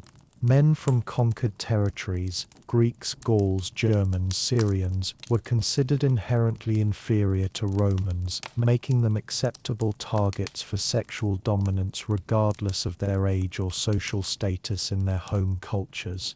Gaius Asinius Pollio made his fortune importing young men from the Celtic territories, particularly those with distinctive physical characteristics that Roman elites found exotic. Blonde hair, unusual eye colors, or distinctive facial features could increase a foreign slave's value exponentially in Rome's sexual markets. But foreign slaves faced unique psychological challenges beyond simple sexual exploitation. They had to abandon their original identities completely, learning new names, new languages, new religious practices, even new ways of moving their bodies that conformed to Roman aesthetic preferences. Brennus, a young Gallic warrior captured during Caesar's campaigns, was renamed Flavius and spent 2 years being retrained from a proud fighter into a submissive pleasure object. The process involved not just physical abuse, but systematic psychological destruction of everything that had defined his original identity. Brennus had been taught from childhood that dying in battle was the highest honor a Gallic man could achieve. As Flavius, he was taught that providing sexual pleasure to Roman men was his only purpose in life. The transformation required breaking his spirit so completely that he forgot he had ever been anything other than a Roman slave. Eunuchs represented perhaps the most disturbing special category in Roman sexual hierarchy. Men who had been castrated, either as punishment by accident or deliberately for the slave markets, occupied a unique position that was simultaneously privileged and degraded. Marcus Porcius Cato the Younger maintained a household staff of 12 eunuchs, men whose surgical alteration made them safe companions for his wife, while also serving his own sexual needs. Eunuchs were prized because they could provide sexual services without the threat of actual penetration that might compromise a Roman citizen's masculine status. The eunuch Demetrius, who served in the household of Senator Lucius Junius Brutus, had been castrated at age 14 after being caught in a sexual relationship with his master's son. The castration was intended as punishment, but it actually increased his value in Rome's sexual economy by creating a category of person who could provide certain services without threatening established hierarchies. Eunuchs developed their own subculture within Roman society, forming networks of mutual support and developing specialized skills that made them valuable beyond their sexual functions. Many became trusted advisors, accountants, or administrators, their castration paradoxically providing access to power denied to intact men who might be perceived as sexual threats. But perhaps the most tragic special category was the freeborn Romans who had lost their citizen status through sexual transgression. Men like Marcus Flavius Antonius, whose stories we explored earlier, formed a growing underclass of former citizens who retained their education and cultural knowledge while being legally classified as property. These fallen Romans were particularly prized by wealthy perverts who enjoyed the psychological pleasure of dominating men who had once been their equals. The sexual abuse wasn't just physical, it was deliberately designed to emphasize the victim's fall from grace, to make him constantly aware of everything he had lost through his sexual transgression. Former Senator Gaius Valerius Catullus, stripped of his citizenship after being caught in a relationship with another citizen, spent his final years as the personal slave of a merchant who forced him to perform the same legal and rhetorical work he had once done as a free man, but now as property rather than a person. The special categories weren't just administrative conveniences. They were psychological necessities that allowed Roman society to function despite its impossible sexual contradictions. By creating classes of people who existed solely for sexual exploitation, Romans could maintain the fiction that their desires were natural expressions of dominance rather than human needs for connection and pleasure. Tomorrow we'll ascend to the ultimate expression of these categories in the imperial palace, where absolute power created opportunities for sexual exploitation that defied even Roman imagination. But for now, as you witness the systematic classification of human beings into categories of exploitation, remember this: every society that creates special classes of people who exist solely for others' pleasure eventually discovers that the boundaries between categories are more fragile than they appear, and that anyone can find themselves reclassified without warning. You ascend now to the golden palace of Emperor Commodus, where absolute power has transformed sexual exploitation into an art form that would have shocked even the most depraved Roman citizens.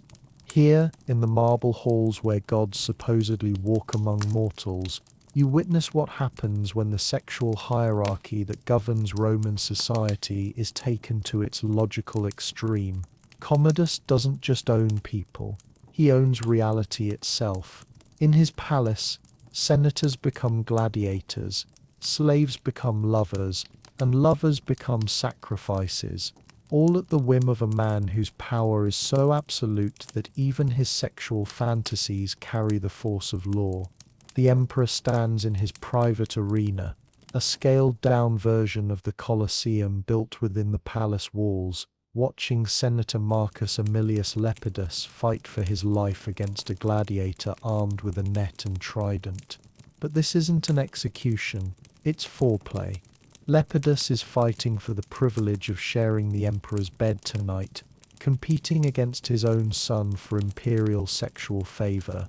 This is what ultimate privilege looks like in Rome: the power to transform anyone, regardless of rank or status, into an object for personal gratification.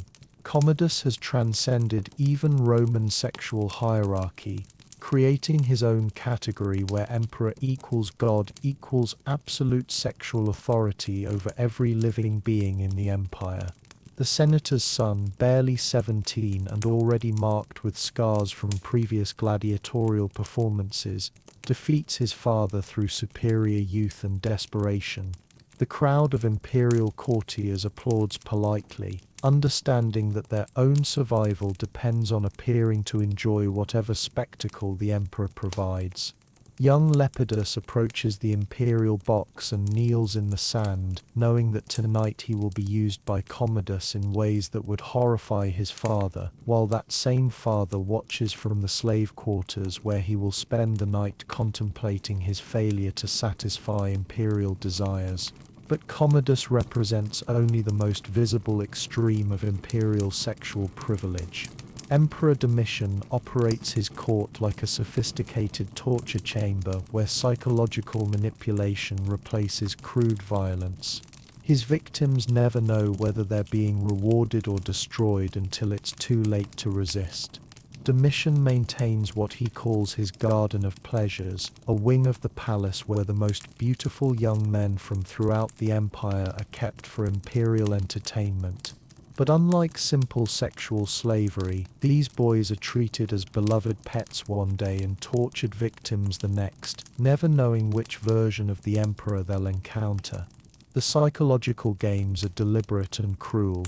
A young Syrian named Ganymedes, his real name has been forgotten, spent 3 months believing himself to be the emperor's beloved favorite, receiving gifts, education, and treatment that suggested genuine affection. Then, during a dinner party, Domitian casually ordered him to service every guest at the table while explaining to the audience how skilled he had become at various sexual techniques. The emperor's sexual sadism wasn't random cruelty, it was systematic psychological experimentation designed to explore the limits of human degradation. Domitian wanted to understand how completely he could break someone's spirit while keeping their body functional for continued use. Perhaps most disturbing is how imperial sexual privilege corrupted even those who should have been protected by rank and status. Empress Domitia Longina, married to Domitian for political alliance, was forced to participate in her husband's sexual experiments as both witness and occasionally unwilling participant. The empress maintained detailed diaries preserved in family archives that reveal the psychological toll of living with absolute sexual power. She describes watching her husband transform senators into sexual slaves, foreign princes into entertainment, and even fellow Romans into objects for imperial gratification. "He does not see people," she wrote, "only opportunities for pleasure or pain. I watch men who once commanded legions crawl across his floor begging for mercy or favor, and I understand that marriage to a god means I am simply the most privileged of his possessions."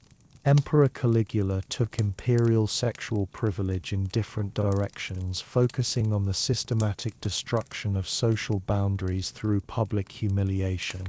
His innovations included forcing senators to bring their wives to imperial orgies where the women were auctioned off for single nights to the highest bidders. The auctions weren't about money, they were about demonstrating that no Roman institution, not even marriage, could protect citizens from imperial sexual authority.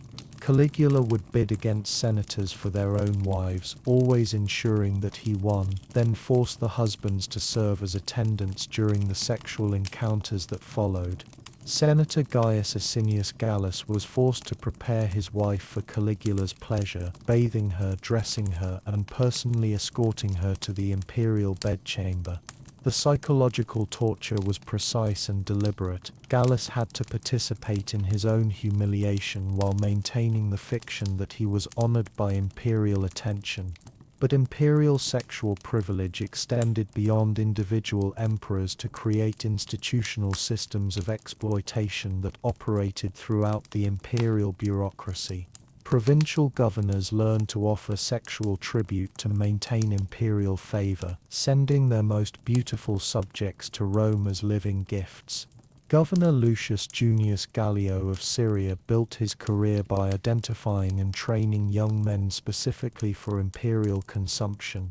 His province became a pipeline for sexual slaves, producing boys who were educated in Roman culture while being prepared for sexual service in the capital. The system created perverse incentives throughout the empire. Local officials learned that providing sexual entertainment was often more valuable than military victories or economic success. The empire's sexual appetite became a form of taxation, with human beings serving as currency in the imperial economy. Most horrifying is how imperial sexual privilege normalized extreme cruelty throughout Roman society. When emperors publicly tortured and sexually abused citizens without consequence, it sent a message that such behavior was not just acceptable but admirable for those with sufficient power. Senator Marcus Porcius Cato, the younger, built his reputation by hosting parties that imitated imperial sexual spectacles on a smaller scale. He would force his slaves to recreate scenes from imperial orgies complete with torture, humiliation, and public rape as entertainment for other wealthy Romans.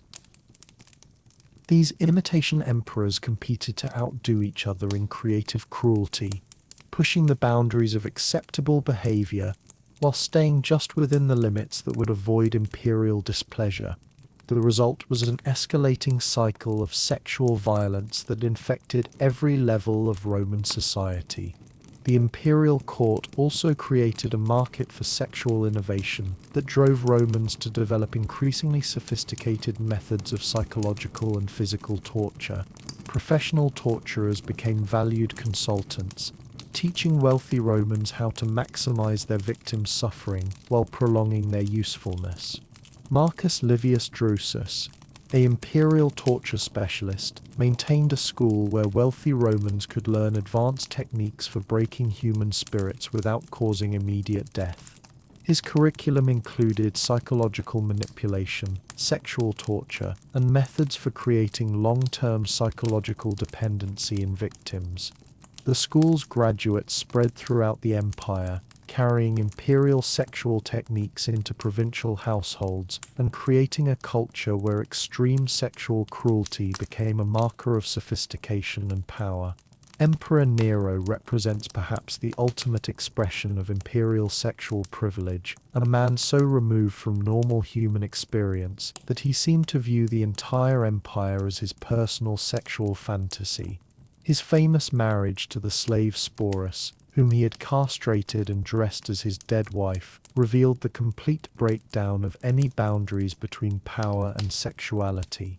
But Nero's innovation was making his sexual experiments public spectacle, forcing the Roman people to witness and participate in the imperial sexual imagination. His public orgies in the Circus Maximus drew crowds of 50,000, all required to cheer as their emperor violated every Roman sexual law while claiming divine authority for his actions. Tomorrow we'll descend from these golden heights to explore how ordinary Romans navigated the sexual underground that flourished beneath imperial attention. But for now, as you witness the absolute corruption that accompanies absolute power, remember this: when societies allow unlimited privilege to coexist with human desires, they create monsters who have forgotten that other people are human, rather than objects for personal gratification. You descend now from the marble palaces into the narrow, crowded streets of the Suburra, where the sexual reality of Roman life bears little resemblance to the grand theories debated in the Senate. Here, in the cramped tenements and smoky taverns where most Romans actually live, you discover that survival often depends on ignoring the very laws that claim to govern sexual behavior. Walk into the workshop of Gaius Fabius Maximus, a blacksmith whose calloused hands and soot-stained apron mark him as working class, far removed from the sexual politics that obsess the Roman elite. But Maximus harbors a secret that would destroy him if discovered by the wrong people. For 3 years he has been the willing lover of Marcus Cornelius Dio, a fellow craftsman whose embrace provides the only tenderness in Maximus's otherwise brutal existence. Their relationship violates every principle of Roman sexual hierarchy. Both men are free citizens of roughly equal status. Neither can claim dominance over the other, based on age, wealth, or social position. According to Roman law and custom, their mutual affection represents a crime against nature that should result in exile or death. But in the practical world of the Suburra, where survival requires cooperation and mutual support, their neighbors have developed a sophisticated system of collective blindness that allows such relationships to exist without official acknowledgement. The bathhouse, where both men regularly appear together, is owned by Lucius Valerius Proculus, a former soldier who learned during his military service that rigid enforcement of sexual hierarchy could destroy unit cohesion.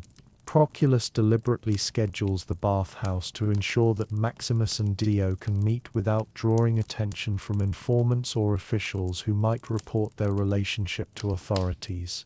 This underground network of protection extends throughout working-class Roman neighborhoods. Tavern owners develop seating arrangements that allow certain couples to meet privately. Workshop masters create schedules that enable forbidden relationships to flourish under cover of legitimate business.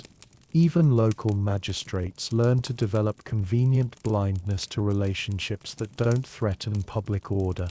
The contrast with official Roman sexuality is stark. while senators debate the philosophical implications of penetration and submission. Ordinary Romans navigate their emotional and physical needs through pragmatic arrangements that prioritize survival over ideology. Consider the household of Titus Flavius Sabinus, a successful grain merchant who maintains the public appearance of traditional Roman masculinity while privately organizing his domestic life around principles that would horrify Roman moralists. Sabinus shares his bed not just with his wife, but with two male slaves whom he treats as beloved companions rather than property. The arrangement isn't hidden from his household. His children call the men father's friends, and his wife openly discusses their relationship with female neighbors who face similar situations. The key to maintaining this domestic arrangement is understanding the difference between private reality and public performance.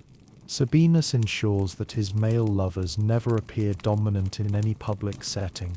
They serve him wine at dinner parties, stand behind his chair during business meetings, and perform all the visible behaviors that reinforce his masculine status while providing genuine affection in private moments. This careful choreography allows Sabinus to satisfy both his emotional needs and social obligations without triggering the enforcement mechanisms that destroyed men like Marcus Flavius Antonius. The difference isn't moral, it's tactical. The working class districts have also developed their own vocabulary for discussing relationships that can't be acknowledged officially. Men who love each other are described as workshop partners or military brothers. Sexual arrangements are discussed in terms of shared quarters or business partnerships. The language provides plausible deniability while allowing community members to understand and support each other's actual relationships. Even the graffiti tells a different story than official Roman culture would suggest. Scratched into the walls of public latrines and carved into tavern tables throughout the Suburra, you find declarations of love between men that use language typically reserved for heterosexual romance. Marcus loves Gaius with his whole heart appears on a wall near the Forum Boarium, followed by what appears to be Gaius's response, and Gaius would die for Marcus's happiness. These aren't the crude sexual boasts that dominate graffiti in wealthy neighborhoods. They're genuine expressions of emotional attachment that suggest relationships based on mutual affection rather than dominance. The sexual underground has also created its own institutions that operate parallel to official Roman society. The Collegium Fabrum, officially a trade association for metal workers, functions as a social club where working-class men can form relationships without the scrutiny that affects wealthy Romans. The Collegium organizes festivals, religious ceremonies, and social gatherings that provide cover for relationships that couldn't exist in more visible settings. Members contribute to mutual support funds that help protect lovers whose relationships are discovered by authorities. They maintain safe houses where men can live together without official recognition. These working-class institutions often display more genuine virtue than their elite counterparts. While wealthy Romans exploit sexual hierarchy to advance their careers, working-class Romans create systems of mutual support that protect vulnerability rather than exploit it. The tavern, owned by Gaius Asinius Pollio, serves as an informal marriage bureau, where working-class men can find long-term partners without the elaborate negotiations that characterize elite Roman arrangements. Pollio has developed a reputation for discretion and protection that draws men from throughout the city who seek genuine companionship rather than sexual dominance. But the most striking difference between working-class and elite sexual culture is the prevalence of genuine emotional attachment. While wealthy Romans learned to suppress feelings that might suggest weakness, working-class Romans often prioritize emotional connection over social advancement. Marcus Valerius Corvus, a baker whose shop provides bread for half the Suburra, has lived with the same male partner for 12 years. Their relationship has survived economic hardship, political upheaval and social pressure that would have destroyed most elite Roman marriages. The foundation isn't sexual dominance or social advancement. It's mutual affection and shared struggle against a hostile world. The couple has even developed their own domestic traditions that mirror marriage customs while avoiding official recognition. They exchange rings privately, celebrate anniversaries, and have adopted an orphaned boy whom they're raising as their son. Their neighbors treat them as a married couple in all but legal status. This practical approach to forbidden relationships has created pockets of genuine tolerance throughout Roman society that contradict the official narrative of sexual hierarchy. Working-class Romans have learned that rigid enforcement of sexual laws threatens community stability, leading to more flexible approaches that prioritize human welfare over ideological purity. The irony is that these underground communities often embody the Roman virtues of loyalty, courage, and mutual support more authentically than the official institutions that claim to defend Roman values. While elite Romans use sexuality as a weapon for destroying enemies, working-class Romans use it as a foundation for building communities that can survive imperial cruelty. But this underground tolerance exists only as long as it remains invisible to official attention. When relationships become too public or politically inconvenient, the full weight of Roman sexual law can still destroy lives with devastating efficiency. The key to survival in Roman sexual underground is understanding that the rules aren't really about morality, they're about power.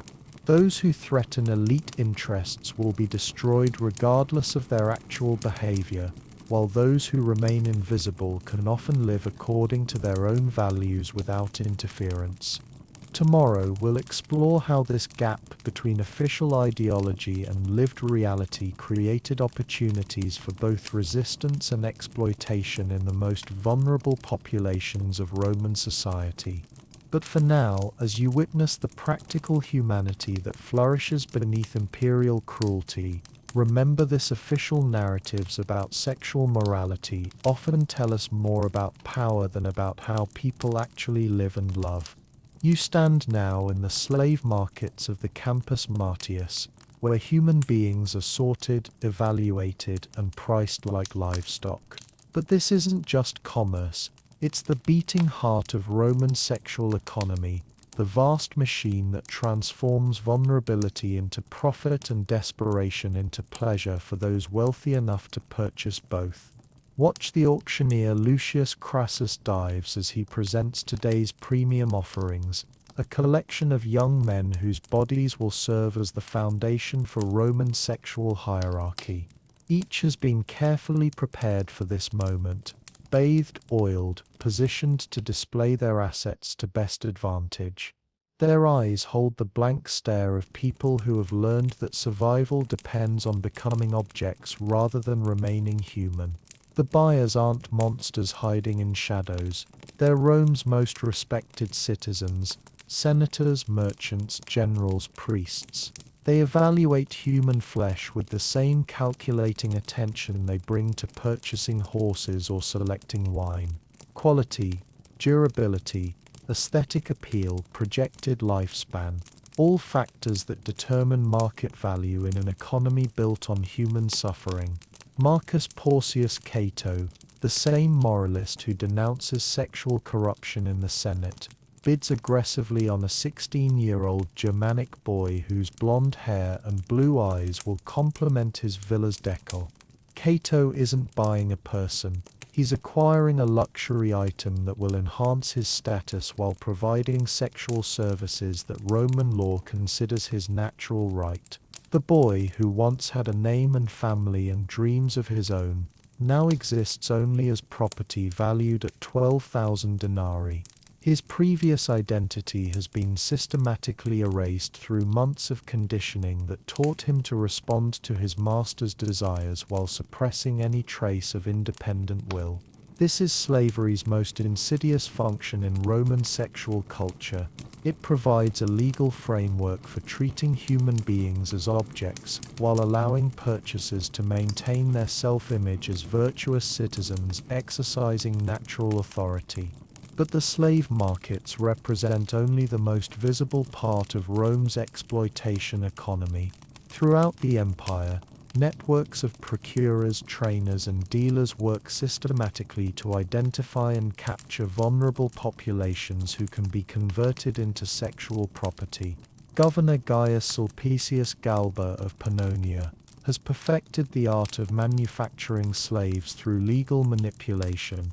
His courts regularly sentence free citizens to slavery for minor crimes, ensuring a steady supply of educated, attractive young men who can be sold to wealthy Romans seeking sophisticated sexual companions. Galba's innovation is targeting families with beautiful children, then creating legal pretexts for seizing their property and reducing them to slavery. A failed tax payment becomes theft from the state. A boundary dispute becomes treason against imperial authority. Resistance to illegal demands becomes rebellion requiring the harshest punishment. The process is systematic and profitable. Galba maintains detailed records showing how many families he has destroyed and how much revenue their enslavement generates. In a single year, his province produced over 800 new slaves, most destined for the sexual markets of Rome. The exploitation extends beyond simple enslavement to include elaborate systems for breaking human spirits and rebuilding them as perfect sexual servants. The villa of Marcus Licinius Lucullus operates as a training academy where newly enslaved citizens learn to abandon their humanity in exchange for survival. The curriculum is comprehensive and brutal. Slaves learn to suppress all emotional responses except those that please their masters. They practice sexual techniques designed to maximize their owner's pleasure while minimizing their own agency. They study psychology and rhetoric not for intellectual development, but to become more skilled at anticipating and satisfying their master's desires. Most importantly, they learn to internalize their own degradation, convincing themselves that serving their master's sexual needs is not just necessary for survival, but actually honorable. The psychological conditioning creates victims who actively participate in their own exploitation while believing they are fulfilling their natural purpose. The training produces slaves like Demetrius, a former merchant's son who now serves in the household of Senator Gaius Asinius Pollio. Demetrius has been so thoroughly conditioned that he experiences genuine distress when his master shows any displeasure with his sexual performance. The slave's entire sense of self-worth depends on satisfying his owner's desires, creating a psychological dependency that makes physical restraints unnecessary. But perhaps the most disturbing aspect of Roman exploitation is how it corrupts even those who don't directly participate in the slave trade. The existence of legal sexual slavery creates a culture where treating human beings as objects becomes normalized throughout society. Free citizens learn to evaluate each other using the same criteria applied to slaves: physical attractiveness, sexual utility, psychological malleability. Relationships between equals become contaminated by power dynamics borrowed from master-slave interactions. Even love becomes a form of ownership. The poet Catullus captures this psychological contamination in verses that reveal how slavery has infected all Roman relationships. I love you as a master loves his favorite slave, completely possessively and with the constant knowledge that you exist for my pleasure alone. The exploitation economy also creates perverse incentives that corrupt Roman institutions throughout the empire. Military commanders learn that capturing attractive young prisoners is often more profitable than achieving strategic victories. Provincial governors discover that sexual tribute can secure imperial favor more effectively than efficient administration. General Marcus Crassus Frugi, built his reputation by specializing in campaigns against tribes known for producing beautiful young men. His military tactics prioritized capturing specific populations over territorial conquest, transforming military service into elaborate slave hunting expeditions. Frugi maintained detailed intelligence networks that identified promising targets for sexual enslavement long before his armies arrived. His campaigns were planned around harvest schedules for human crops rather than strategic considerations, making him incredibly wealthy while contributing little to actual Roman military objectives. The systematic exploitation has also created resistance networks among the enslaved populations. Though these operate under severe constraints, slaves develop coded languages for communicating without master oversight, create support systems for protecting the most vulnerable members of their communities, and occasionally organize acts of sabotage that disrupt the exploitation economy. The slave rebellion led by Spartacus began not as a political movement, but as a response to the sexual exploitation of gladiator schools. The rebels' first target wasn't strategic. It was the training facilities where young men were broken and rebuilt as sexual entertainment for Roman audiences. But resistance often comes at a cost that makes survival seem preferable to rebellion. The punishment for unsuccessful resistance is designed to break not just individuals but entire communities, ensuring that future generations will be too traumatized to organize effective opposition. The crucifixion of 6,000 rebels along the Appian Way after Spartacus's defeat wasn't just punishment, it was advertisement for the consequences of challenging Roman sexual authority. The message was clear: submit completely or watch everyone you love die slowly and publicly. This creates a psychological environment where exploitation becomes self-perpetuating. Victims learn that resistance brings suffering not just to themselves but to others they care about, making submission seem like the moral choice rather than collaboration with their own oppression. The result is a society where sexual exploitation operates with the efficiency of a well-designed machine, processing human vulnerability into pleasure for the powerful, while maintaining the fiction that this represents natural order rather than systematic cruelty.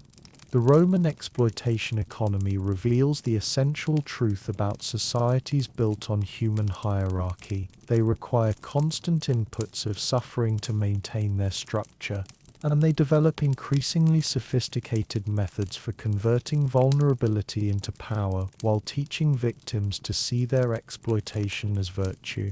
Tomorrow we'll explore how this exploitation economy interacted with foreign cultures and influences that challenged Roman assumptions about natural order.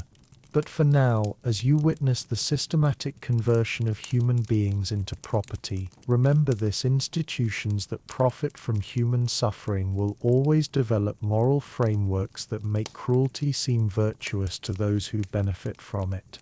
You find yourself in the villa of Senator Marcus Crassus Dives as he receives an unexpected visitor, Apollodorus, a Greek philosopher whose presence threatens everything Romans believe about their sexual superiority.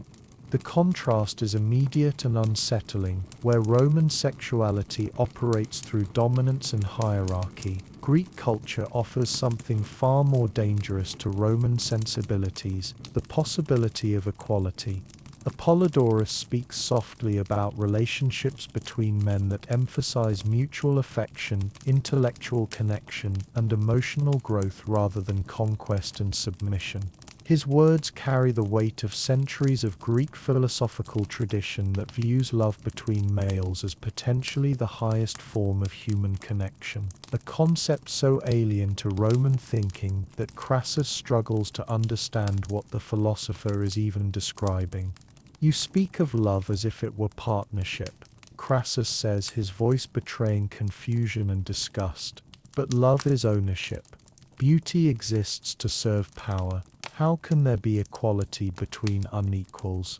The Greeks' response reveals the fundamental chasm between the cultures. Perhaps the question isn't whether people are equal, but whether love creates equality between those who experience it together. This philosophical challenge represents Rome's deepest fear about foreign influence, not that foreigners are inferior, but that they might offer alternatives to Roman hierarchy that could undermine the entire system of power that keeps the empire functioning.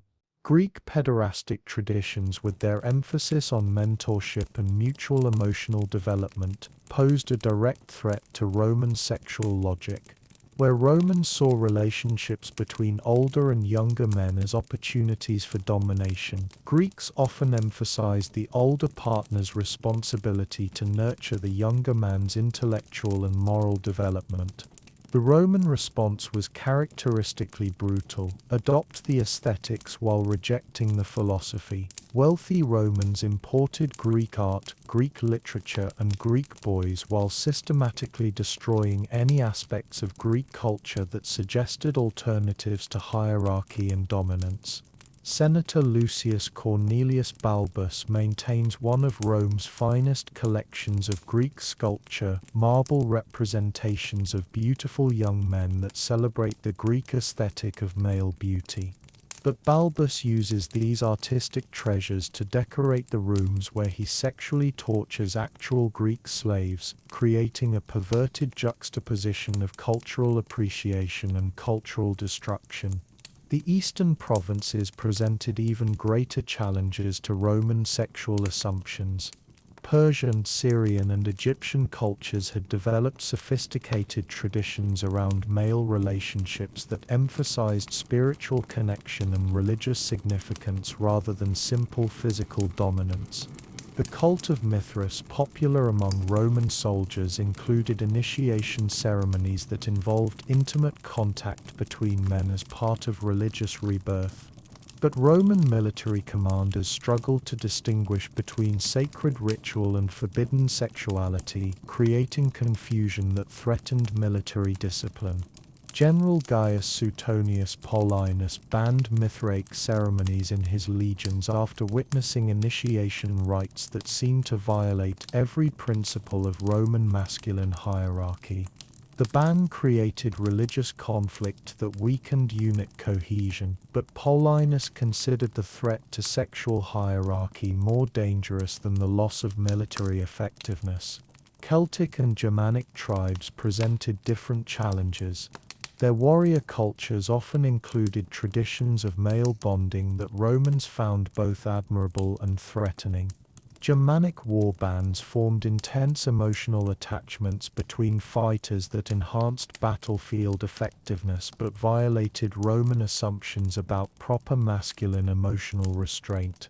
The solution was systematic cultural destruction. Rome didn't just conquer foreign territories, it deliberately eliminated cultural practices that offered alternatives to Roman sexual hierarchy.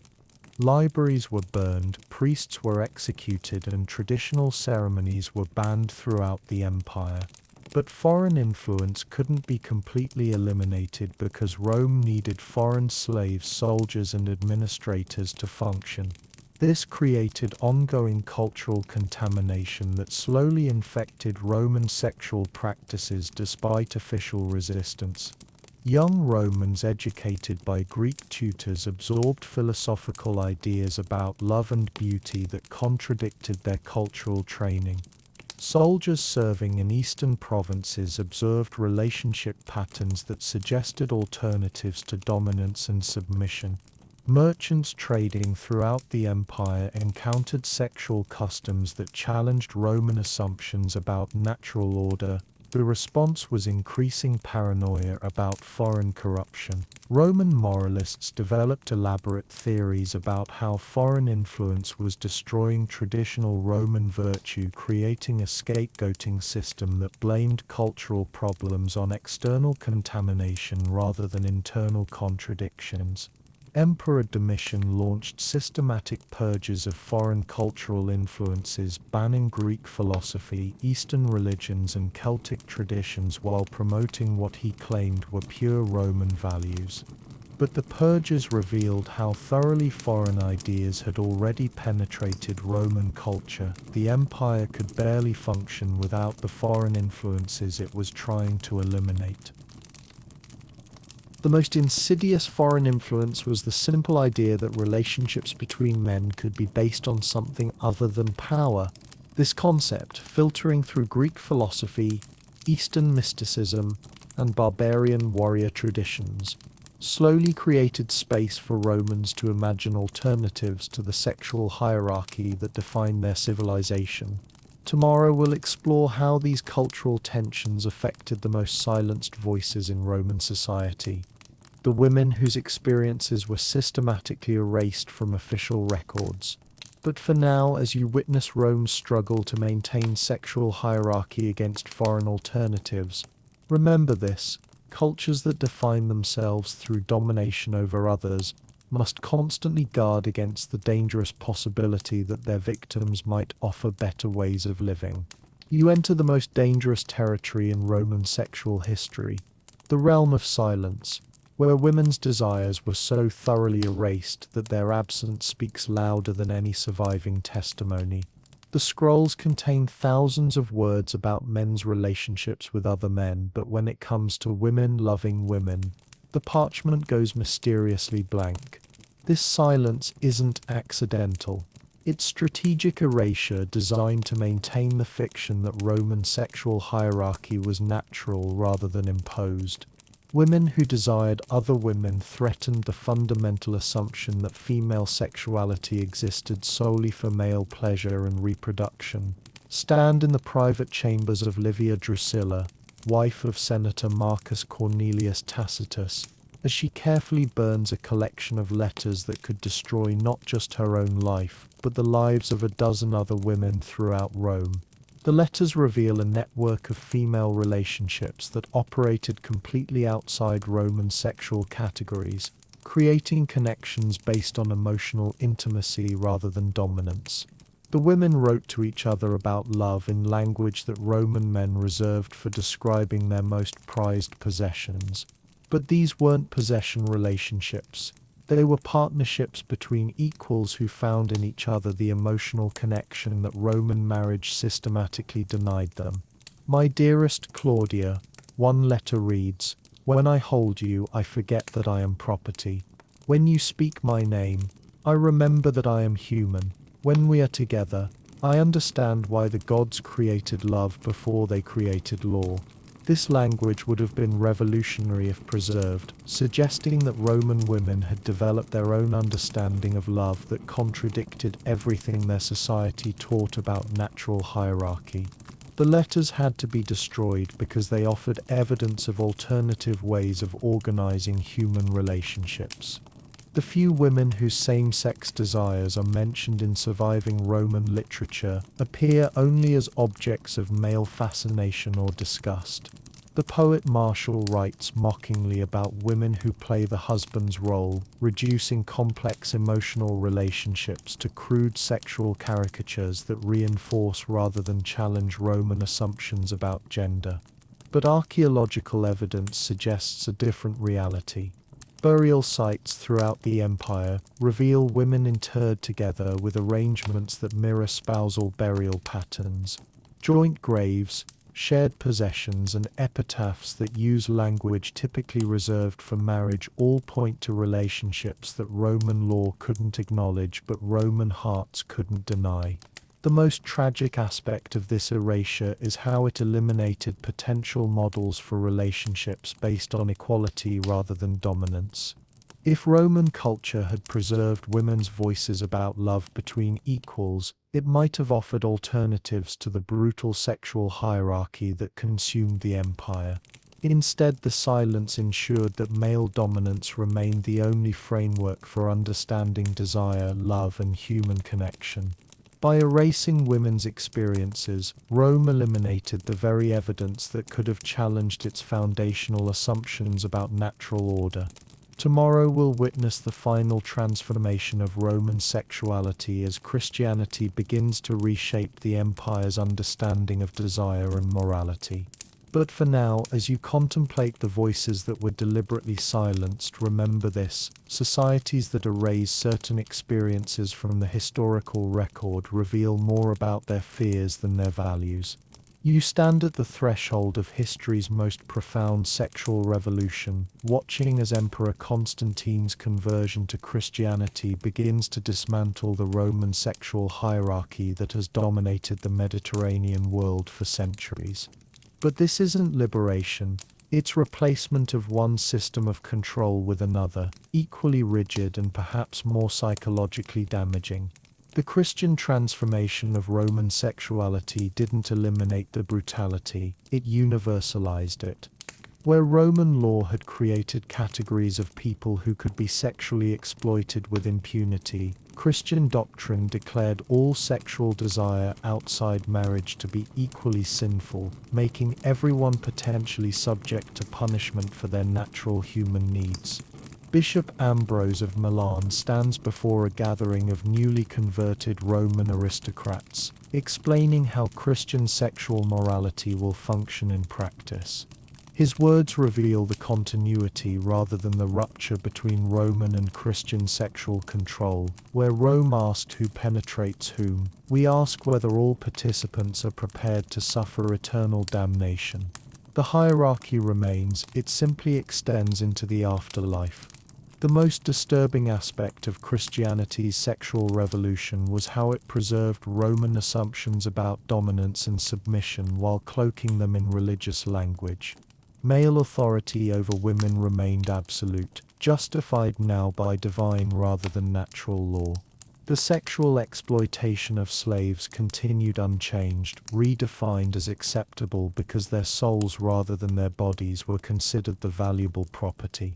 But Christianity also introduced something Rome had never developed: systematic shame about sexual desire itself.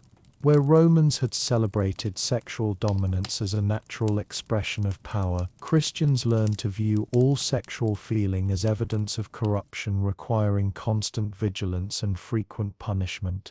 This psychological transformation created generations of people who experienced their own sexuality as internal warfare, making them easier to control but also more likely to inflict violence on others as projection of their own self-hatred. The parallels to modern sexual politics are unmistakable. Contemporary societies still organize sexuality around power rather than pleasure, still create categories of people whose desires are considered legitimate while others are criminalized or pathologized. The Roman legacy survives in legal systems that treat consent as irrelevant when certain types of people are involved, in cultures that celebrate sexual dominance while punishing vulnerability, in institutions that profit from human trafficking while claiming to defend moral values. Most powerfully, Rome's fundamental insight that sexual hierarchy serves political control remains the foundation of modern oppression. Societies that want to maintain economic and social inequality must convince people that some humans naturally deserve to dominate others, and sexuality provides the most intimate venue for teaching these lessons. The Roman experience reveals that sexual oppression isn't about morality or tradition, it's about power. Every society that creates sexual hierarchies does so to reinforce other forms of dominance, and every movement towards sexual liberation threatens existing power structures in ways that extend far beyond the bedroom. As you leave ancient Rome behind and return to the present, remember this: the questions Romans struggled with, who has the right to desire whom, under what circumstances and with what consequences, remain the central issues of modern sexual politics. The names change, the laws evolve, but the fundamental battle between hierarchy and equality, between control and freedom, between treating people as objects versus recognizing them as fully human continues in every generation. The Romans didn't resolve these contradictions, they simply perfected the art of making exploitation seem natural. Our task is to do what they couldn't imagine and create forms of sexuality based on mutual recognition rather than mutual destruction. Still awake? If you found yourself drawn into tonight's mysteries, we've got more secrets waiting in the shadows. Just click to uncover what lies ahead. And hey, hit that subscribe button and turn on notifications so these late night revelations find their way to you whenever we unveil the next chapter